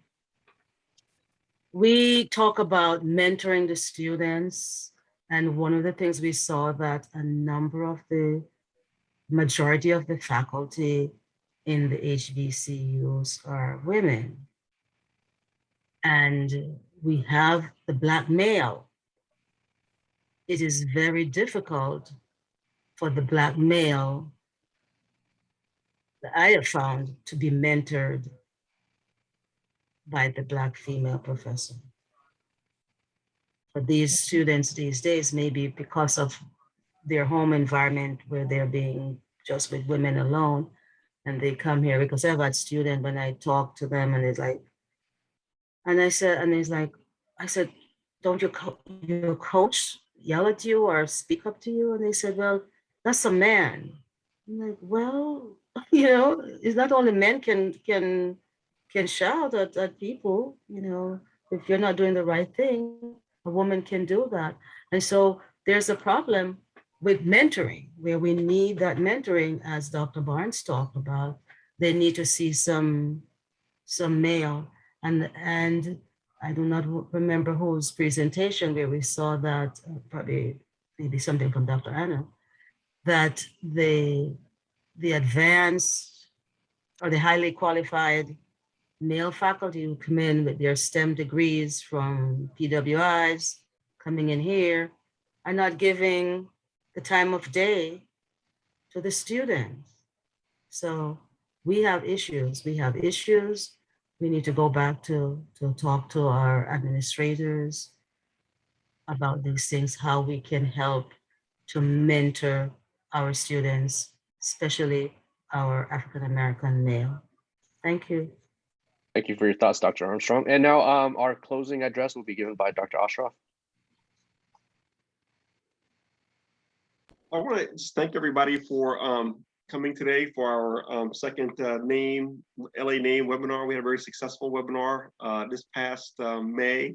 This has been another highly successful morning and afternoon. I mean, I really enjoyed all the presentations throughout the day. I appreciate those of you that I've called, invited, all said yes. So I appreciate that, et cetera, as Dr. Gordon was, we need some presentations. So we heard some really great research today and presentations.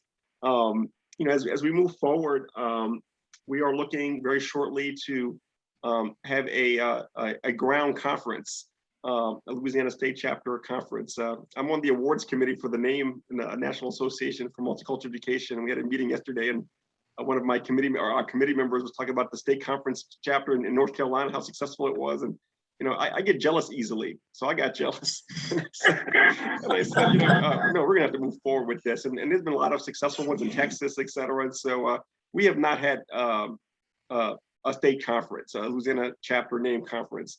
And so very shortly, I'll be talking to Dr. Nugan, Dr. Duhan, and Dr. Duffy. So we'll have a call out for a Zoom meeting as we start to plan, hopefully for March or April, et cetera.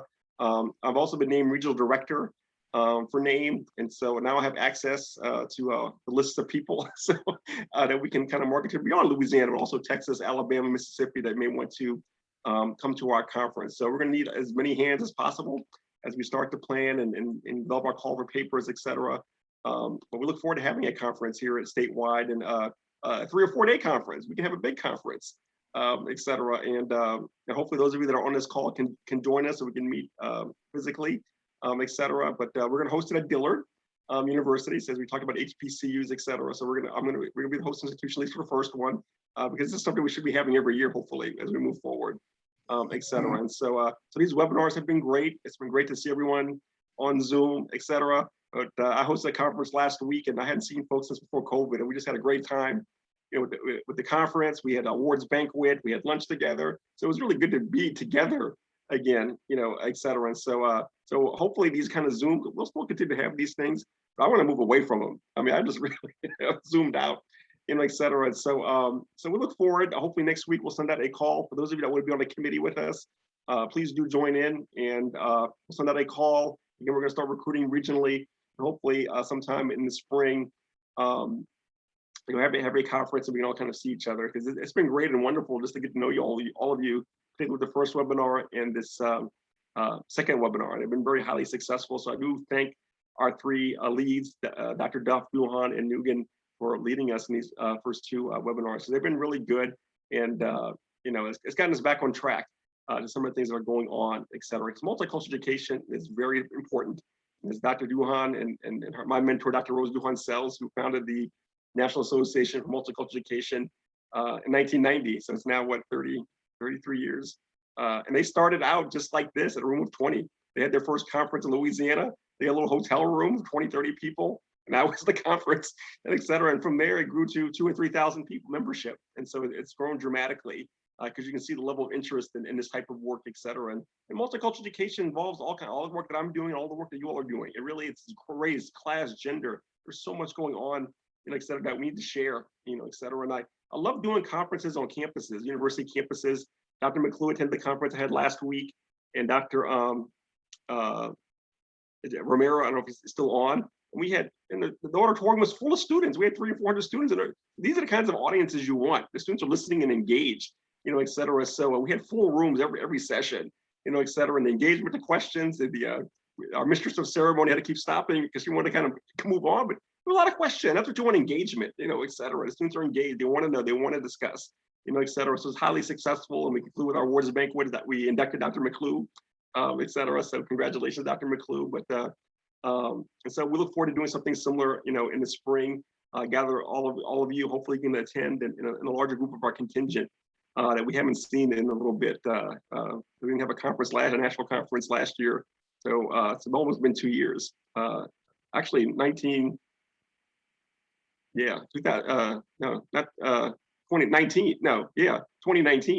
So we really haven't seen each other, et cetera. So again, thank you all for joining us. We look forward again to seeing you all at our next conference. Again, be looking out for an email as we start the planning process. So hopefully we'll have our first, to my recollection, our first conference in the state of Louisiana. So we're going to start modeling what these other states are doing. And I have to kind of apologize because I was state chapter president for 10 years and I didn't do anything, et cetera. So, we're going to do more of this. And, NAME for a long while didn't really have a big Louisiana contingent. It really was very limited, et cetera. So we've grown a little bit. Louisiana was, it's like you can kind of tell at our national conferences, Louisiana was not marketed very well, et cetera. So it was really hard to have a conference and there was no name members in Louisiana. So we have more of them now, et cetera, as we're recruiting. So we look forward to it. And again, I love people and I love interaction. So I want to see people physically, et cetera. And we'll have, as we we went down to the French Quarter on Saturday after the conference. So we had a good time as we closed out and the awards banquet, et cetera. So I like to mix in the conference with some fun, et cetera, while we're there, et cetera. So those of you that are not familiar with multicultural education, or this is your first time, we'd love for you all to be members of the organization. You go on the website of www.name.org. And you can become a member of NAME, but we look forward to having you a big part of NAME, because we're gonna, actually the NAME conference in March is gonna be on Zoom again. So we'll have one more conference on Zoom before hopefully they say we're gonna get back to having a physical conference. So perhaps we'll do a conference maybe after that, so as not to disrupt anything. So maybe later on in March or early part of April, et cetera. So. Right. Look forward to seeing everyone and knowing that you're not all avatars. Dr. Ashram and also Dr. Harrington, and talking about North Carolina and welcome. So national name and LA name, totally welcome. Thank you so much, everyone, for being here. We have a very short, I promise it's short. It's only 5 questions. It's short answer. Let us know your feedback. There is a chat survey. It's in the chat box. It's a survey. Click on that link if you would. It won't take you longer than a few minutes, I promise. Give us some feedback. What did we do that was good? What did you do that was good? What would you like to see in the future? What should we not do? So we welcome your feedback. And again, as Dr. Ashraf was saying, we're moving forward. This is new, another online, but we're certainly looking forward to meeting with everyone in person. Anything to add, Trung, Gwen? Yeah, so we use the feedback from the first webinar to plan this one, and so your feedback does count. I will send a follow-up in case anyone has to leave with the link and also the PowerPoint and the recording with links to that. Again, we went a little slightly over our time, but I think it was worth it. What do the options mean? 1 to 5, 5 mean high, 1 mean low? Doesn't say. Yes, that's for the first question. So there's only one question that's a Likert. It's the first question, did it meet your needs? So strongly disagree is low, 5 agree, strongly agree is 5. It's incremental. Yeah, we need everybody to fill out the evaluation. It's very important for our reports and things of that nature. So so we really appreciate if everyone fills out the evaluation.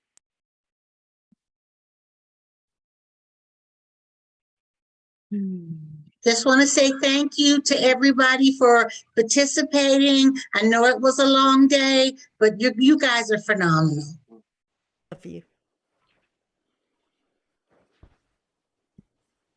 Thank you. Okay. Thank you, Dr. Ashraf. All right. Thank you, Dr. Armstrong. Okay, see you later. But you All right, need to get West Virginia on that ride. We have the Booker T, we have the Freedom Trail, we have all of those things. You can't miss us on that ride. All right. Well, send me an email, Dr. Armstrong, so I can connect you to our student leads. Actually, I'm gonna send you an email. I'm gonna send you an email right